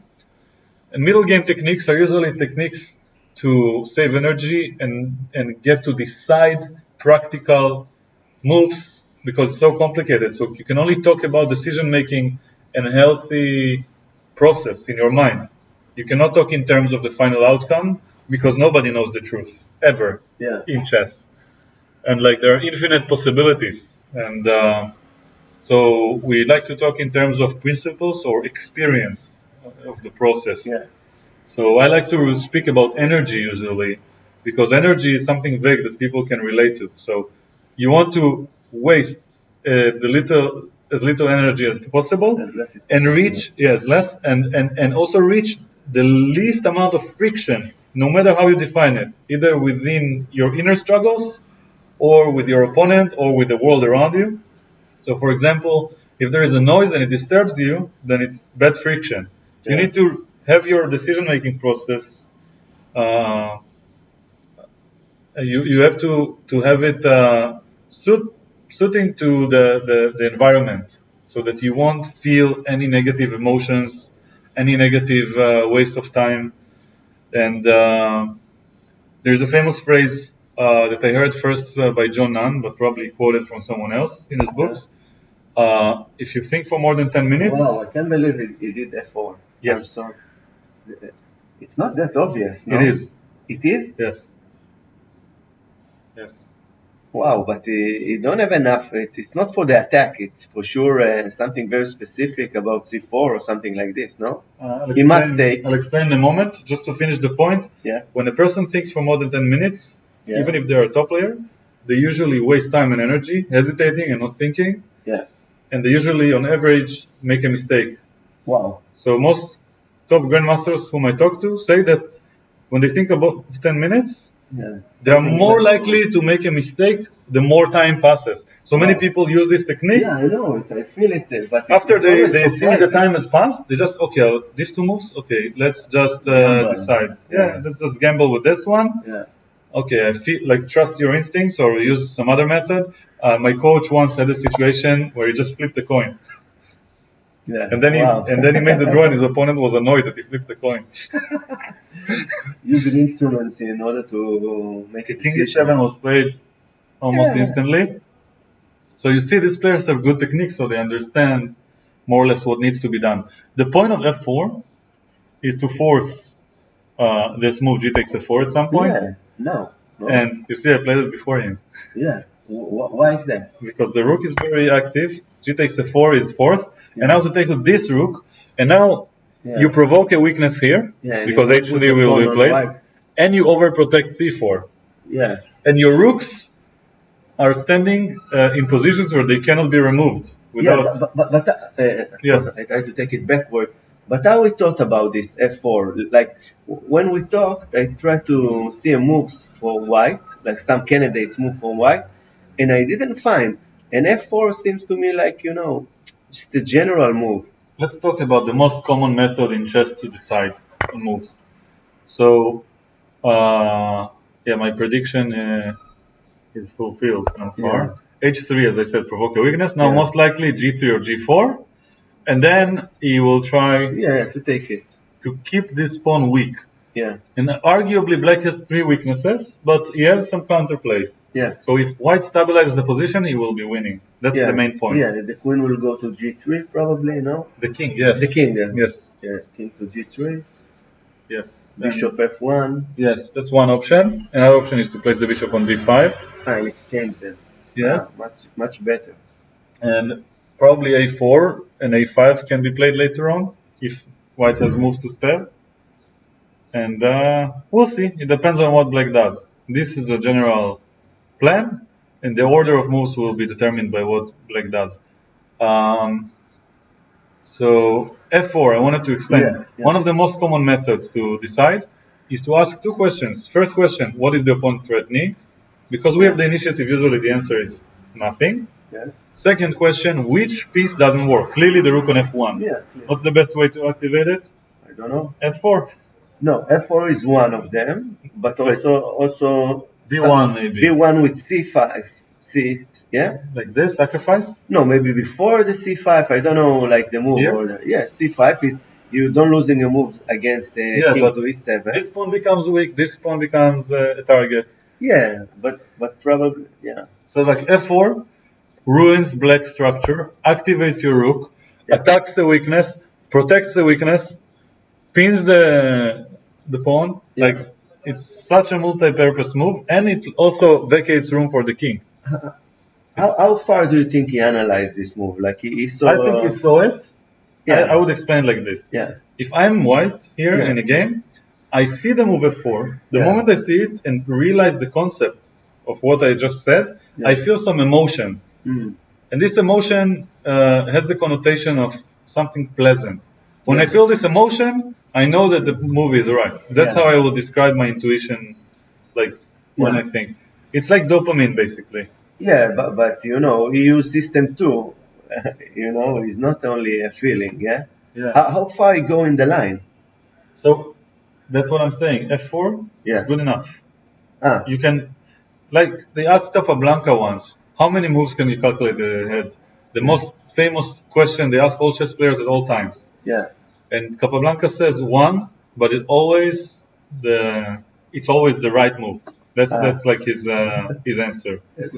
Yes, and it's a very nice quote. It's probably a lie, but it hints at the concept of intuition. Yeah. He only sees one move, but it's always the right move. So this F4. G4. Yeah, he went for G4, which is more ambitious, clearly. King E7 was played here, and then G4. We already mentioned it. We didn't even move the pawn to G3. Yeah. Yes. Rook C8. Which is a strange move. G4? No, rook to C8, no? No, he wants to go rook C5 and to A5. So King F2 instantly played. Rook C5 will most likely be played. Either this or rook C6, but rook C5 looks more natural because it blockades the pawn, so it can come to G5. Rook H8 could be an idea later. So let's say King G3, all the same, like before. Rook A5. Maybe Rook D2. Yeah, just going after this pawn. No, maybe B5. No, we will never do it. Here, no, Rook A3. Yeah, Rook C2. Wow, it's passive, ugly. But I'm just going after your pawn. Yeah, but...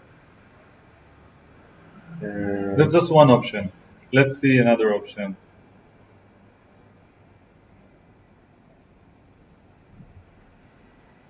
Here, Rook F3 is another option. But now Rook C5 was played. Yeah. So what else? Oh, by the way, I can also go really fast. Yeah. I can also go Bishop F1 straight away. Bishop F3 is also nice with Bishop D5. So this is the main decision. The king, you know? Bishop D1 followed by Bishop B3 is also a nice idea. Yeah, looks strange. Hinting at C5. Yeah, but when you do B6, you need to find something very specific here. Yeah, just going here. I've gained time. Probably I will go Rook E4. No, I will go first. Rook E5. Now? Yeah. Now my bishop is free. Yeah. But you I can also... No, just exchange. Not sure which rook is better. Yeah, I take it and king. Your rook is very passive. Yeah. King? D6? Yes. So, just for example, this would be a good moment to consider C5. Why? Just this position looks very dangerous for black. This is a pass pawn.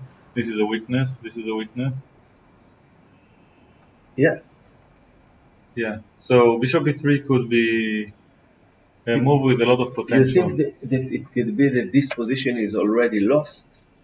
Yeah, it's possible, but like I have like this belief that every position is defendable, and it's very useful placebo as a placebo, because even if you have no defense, believing that there is a defense, you just don't know it yet. Yeah. you can use even like different mental technique, like what I want to say, like leaps.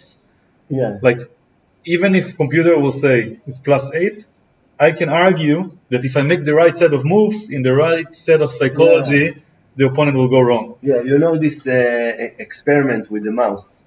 Yeah, they teach him that if he will swim enough, Yes. he will eventually go out of some kind of bucket with water, and then they throw two of them to die. But the one that don't know this lesson, that there is an option to stay alive if you swim enough time, drown really fast because you don't have the belief. Interesting. Yeah. So It's logical if we are believing that we have more energy, we're more resourceful. I think that placebo is a very powerful tool if we can use it in our own favor. So I have a lot of examples for placebo working for me, but I will probably not talk about it now because it will take a lot of time. But I just cut a long story short. One time I wanted to resign, but my girlfriend at the time was watching, and she would always be upset when I would resign, and she wouldn't understand why. Yeah. So I wanted to proceed so that when I resign and go home, she will not be mad at me. Yeah. And at some point, my opponent offered a draw while he was still winning because it was just too difficult for him to keep the tension for 5 hours. Because I just kept playing a losing position for 2.5 hours.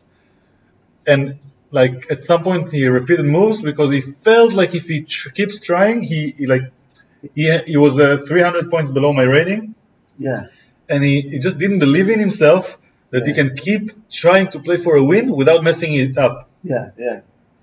So I had the belief that I have to keep playing, even though all my instincts told me that like it's resignable, like it was like beyond salvation.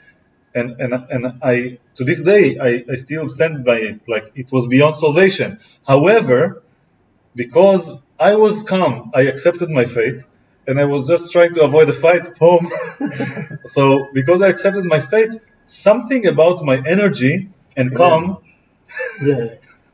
made my opponent. And there's also a story by this Olympic. You are ready for a really long fight. There is no problem with it. And there is a story by this judoka, famous Israeli Olympic medalist, Arik Ze'evi. So he. I once went to his lecture more than 10 years ago after we retired. And one thing I'll mention is that in the lecture to 30 different athletes, I was the only chess player. He didn't know about me in the audience. Yeah. And he mentioned that the sport where you lose the most calories is chess. And to this day, people refer to it and still talk about this research and bring it up to me. And what I wanted to say is that he told a story about one fight that he had. And it was about willpower. And he said that I don't know the word in English, but when you like hold someone in a way that they cannot escape, they have it in judo. Yeah. In Hebrew, you call it bariach. Yeah. So when you have this lock on a person, so he was having this lock, but so the opponent locked him. And it wasn't too painful, but he couldn't release himself from the lock. Yeah. And he was such a fighter that he just kept struggling. Yeah. And it became more and more painful, but he just kept struggling and kept struggling. And he just was withholding the pain. And he realized that he can't rescue himself from the lock. And he just kept holding the pain until he could, like at some point he couldn't hold it anymore. And then he tried to keep it a little bit longer. And then his opponent resigned. Wow. And he didn't notice that he was locking him too. He was so focused on tolerating the pain, and it was like. Also, in chess there is something asymmetrical. What you think, you think that something is very obvious, like the position is lost, but it's not what your opponent thinks. A4 was played. Right. He wants to sacrifice the pawn, probably. Very strange move. No, he wants the bishop on d1, like this. Without allowing rook a3? Yeah, and without bishop to b3. Interesting. And then king g3 and so on. Wait, what were you about to say in chess? Not only in chess, also in relationship. Like you see something not symmetrical in a situation. Like many times you think about, I see it in Blitz many times. You see your opponent resign, and you ask yourself, why did resign? And it takes you a few minutes in order to understand. Yes. And he thought you saw it like it was obvious. So things that are obvious for us are not obvious to our opponent. And also in a relationship, I think that we are in two separate relationships when we are with someone. Like he thinks like I'm divorced, and from my side, I was in a very bad relationship. But for the other side, it was just, this is the color of life, just the kind of endurance with someone. Just relationship is a hard tool, and you need to work with it. So we take it differently. The same situation, what we call love, is different in each person. And many times I ask my girlfriend Rachel, is this a good love for her? Yeah. Interesting. Yeah, we are, I think, in totally two different systems. And especially we do mistake when we think that something is very obvious. Because it's obvious to us, it doesn't mean that it's obvious to the opponent at all. Yes, it's true. Even though chess is objective, this was a very nice example when I made the draw. And I just have to mention, this was the second round of a tournament that I played. And I started off very badly. I think I drew the first round. I'm not sure about the result. Or I just started very badly and won by a chance. And then I drew this round, again by luck. And at some point towards the end, between rounds 5 and 8, I won like 3 or 4 games in a row. And it ended up being my best achievement thus far. So this tournament was an international tournament, and I took second place, and I won, I think, 25,000 shekels in that tournament. Okay. For chess, it's a lot of money. Yeah, also for a lot of hummus. Yes, for hummus it's a lot of money at all countries. All countries that sell hummus, you can afford it. So I remember that this draw was probably the most difficult part of that tournament. Yeah, this should be one. And it's incredible because my opponent, in that moment when he agreed to a draw, he had other priorities. He was a tourist in Israel, and he was the brother of a professional player, and he was just playing this tournament, and at some point he stopped having fun in the game, even though he was winning. And at some point he just broke because it wasn't worth it for him to keep fighting and maybe risk losing, with his lack of motivation and energy and self-belief. And he decided to just enjoy life. He just wanted to finish the game. Sometimes there is tension and people just want to release it. Yeah, but also maybe for him this was a goal, to go a draw against you. It was, wow, what an excellent situation. And also maybe have a girlfriend and he go and by the way, tell his girlfriend I draw against the grandmaster. And also after he offered the draw, he was more excited about analyzing the game with me than actually beating me. So we stayed for over an hour, I think, or something like that. And we analyzed the game, and we had a very nice and friendly conversation. And I could see that he probably understood, maybe it's subconsciously, that if he keeps playing until the end, no matter the outcome, we will both be exhausted and just go home. So it just, it was a very pleasant experience. And in a way, even though we were fighting a war that is usually fought by enemies over the board, this person took a step back from the sport and decided to be a gentleman. And I think this is the only time that it happened in my life when I was the beneficiary of this. And one time I also did it to someone else when I offered a draw in a position I knew I was winning. as a young teenager, and I decided that it was not worth it to win that game for several reasons. Like I will talk about it in more length later on when I can show the game, but I'll just mention that it was a tournament for an IM norm and the GM norm. I lost my chances for an IM norm, and one of my best friends at the time was playing for a GM norm, and we were fighting, and he was winning, and then he blundered the rook. Wow. And then he thought, like, he should have resigned, but he thought for 40 minutes before he made the move, and he cried. Wow. And I made up my mind after like 30 minutes that I don't care what's going to happen. I will just make another move than the one that is winning. Wow. And I forced move repetition. Yeah. And I wanted him to make the GM norm because he played so beautifully in the previous games. Yeah. And to this day, my coach from that time, another good friend who played in this tournament, and some other person that I remember I was talking to, some other adults, I was like 15, referred to me as an idiot and as a person who doesn't understand life. And to this moment, I'm sure that the opposite is correct. I'm sure that's like what I did back then was beyond the game itself. It was, I experienced this moment as a noble moment of sacrifice. Yeah. And my choice, I didn't offer a draw. I decided consciously to make the move that allows a move repetition, and it wasn't for the purpose of, there wasn't a money prize or anything.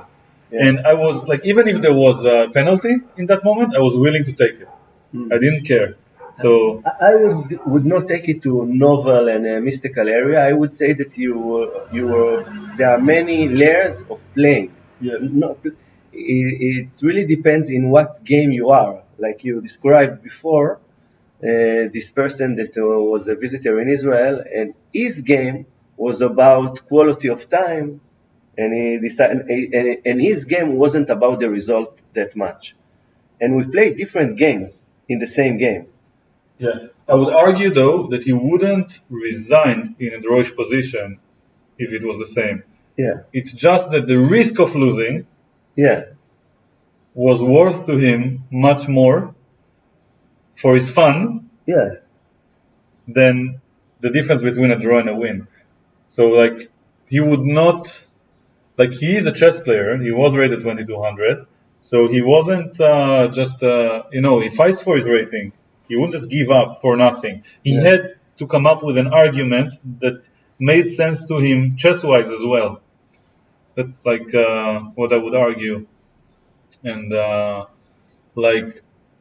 so in other words, people are irrational, and they are playing, as you said, different games, but they use the same words.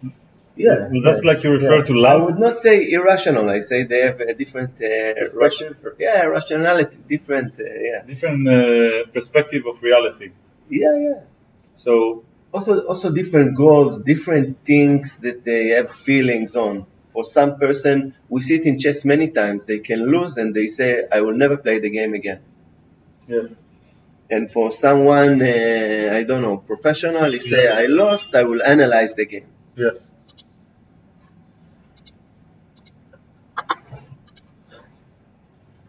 So we have viewers? Probably not. I think it was two. One of them is this computer. So we can pass to Hebrew, no? We could. I forgot. Let's see. 5 watching now. Let's see if it works by any chance. No.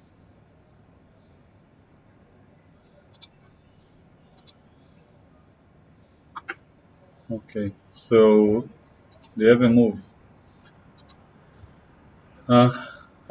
When it comes to Hebrew, I think what I will do is open a separate channel where I will mix chess with neighborhood behavior, let's say, and I will also include poker in there. But poker, as and maybe other board games as well, as some sort of a metaphor. for other things. Like for a really long time, I wanted to mix chess and poker on one screen, and I think it could be very useful for people. Play both. Yeah. Wow. Yeah, because the viewer can choose what they look at and what they listen to, and both of these games have a lot of resemblance.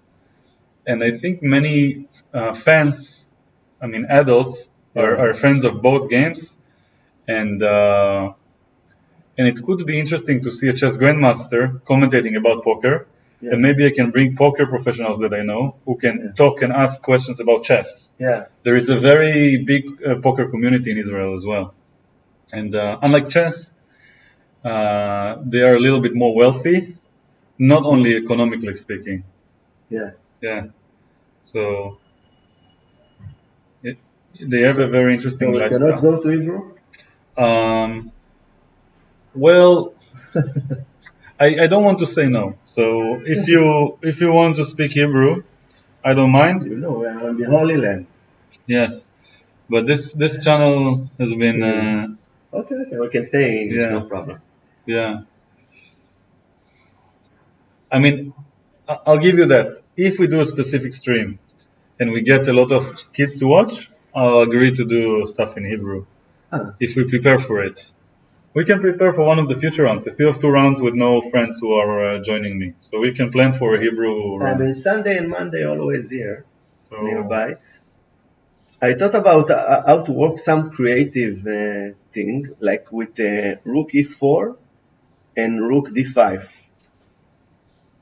So this and that. Yeah, and I didn't know what to do about queen f6. Oh, they had the move, sorry.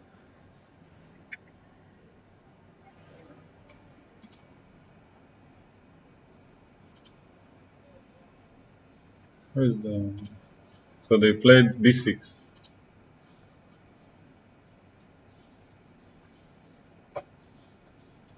So...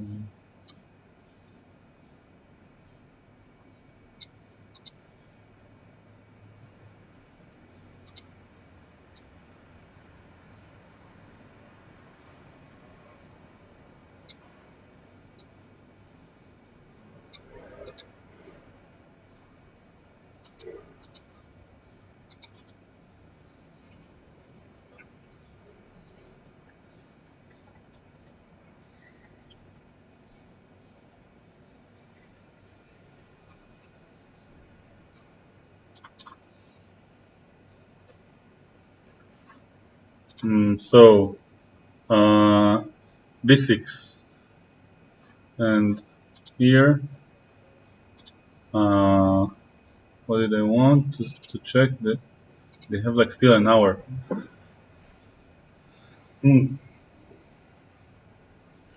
Usually at this time, when they still have a lot of time and the position is very technical, instead of waiting for 10 minutes per move, I like to take a short break. Okay. And go walk in the nice weather, maybe say hi to the beach, and then come. Really long walk. Yeah, and then 5 minutes. Yeah, 2 minutes. Yeah, come back, and then you see 5 moves, and they are in time pressure, and you're happy. And yeah, so because we only have like the peak number of viewers thus far, which is like 5. By the way, hi to Kedem and Racheli. I forgot to mention in the chat. Wow. Yeah. So I'll put a study by Yochanan Afek, international master. Especially for you, Rachel. Yes. Study. Yes. An etude, why to play and win. So let me know in the chat or in the comments if you have an idea. And we will try to solve it later on if anyone will comment. If not, we will just stay on the game. I think maybe Rachel will visit. So see you very soon. 30 to 60 minutes break, and the game will not change much for sure, unless they offer a draw. So see you soon.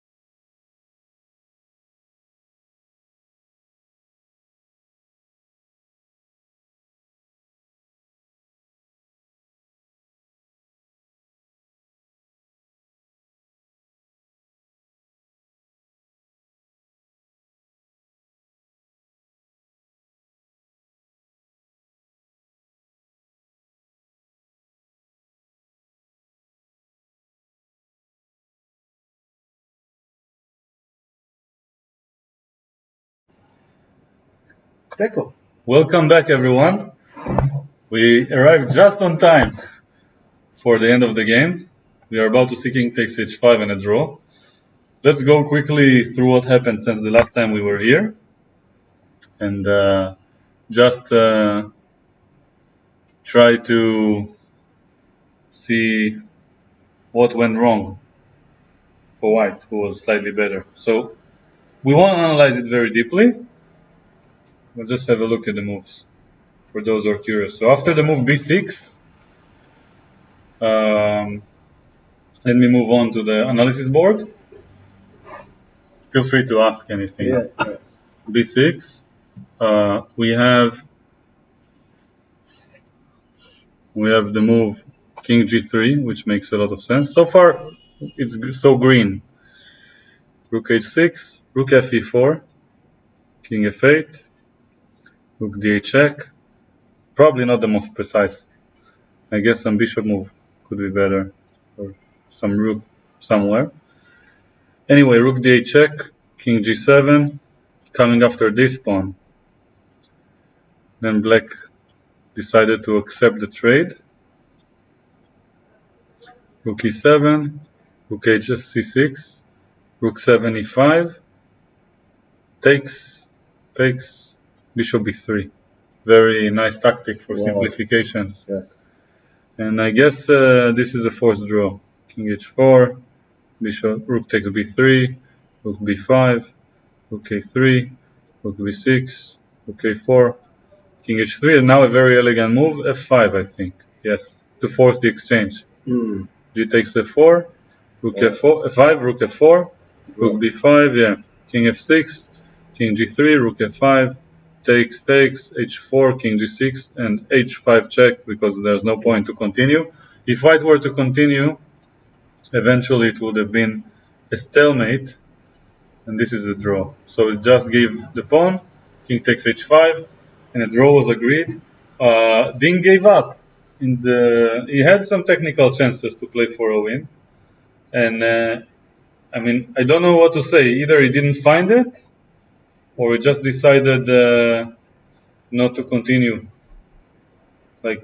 Because maybe, even though after a random rook move, white can be better, maybe he doesn't see a way to progress. And by human standards, this is a fortress, so black will just go back and forth, and eventually you will have to do something. Yeah. But I think the only idea should be revolve around trying to capture this h3 pawn. And I have a feeling Carlsen or Karpov maybe would have found some idea to trick the opponent. I'd like to call it massage, Then the position. Yeah. Yes, and search for a point where it's painful, Try from 10 different angles, and then at the end maybe go for something forcing. Yeah. But Ding. Yeah, but the problem in this situation, the Ding consume a lot of time. Yes. So if you want to go for massage, I think you go to a very risky area. Yes. If the time management was opposite, I would understand the strategy of the massage. I think it's mainly because of his confidence. He's been very emotional and stressed during this event, and Nepomniachtchi is one big step closer towards his World Championship title, 4 more games, which will be a big honor for Russia to finally get the title back after who knows how many years, since Kasparov and Kramnik. So, probably almost 20 years. And one small fact that is also interesting is that Nepomniachtchi is Jewish. So, I mean, from our point of view, it will be, let's say, I speak individually. From my point of view, it will indirectly mean that there will be probably more World Championship show-offs in Israel. More visits than potentially Ding from China. Yeah. Because Nepomniachtchi played in the Maccabiah games, and so I don't know. Israel already hosted a lot of chess tournaments, but I would definitely love to see more international tournaments here so I can play. I don't want to travel abroad so much. That's the reason, by the way, the main reason Carlsen decided not to play over the board chess. He doesn't like the airports. Yes. So, anything you want to say? I try to find out, some kind of plan for white to advance this position. Yes. If you would give me, like now it's white turn, so I will go back to the plan with rook to d5. Yes. Rook here, but he prevented it on purpose. Prevented, yeah. Karpov would probably go back and then play some other move, like random bishop move, bishop c2, then maybe rook back, rook here, and then just try around maybe it will happen for a little bit. Yeah. But I think he went immediately for a fourth variation. He must have missed something in his calculation. Maybe he missed this bishop b3. I don't think he chose it because we don't see the clock when we move it. So. We can check here. Maybe the time was. He had 15 minutes. 15 minutes. I mean, it's not so little. I'm sure he probably missed this bishop b3 in advance when he went for this line. It's hard to see from all the way up here. So maybe this is this one resource that he missed. He thought he was a pawn up and then he lost it. That's probably what happened.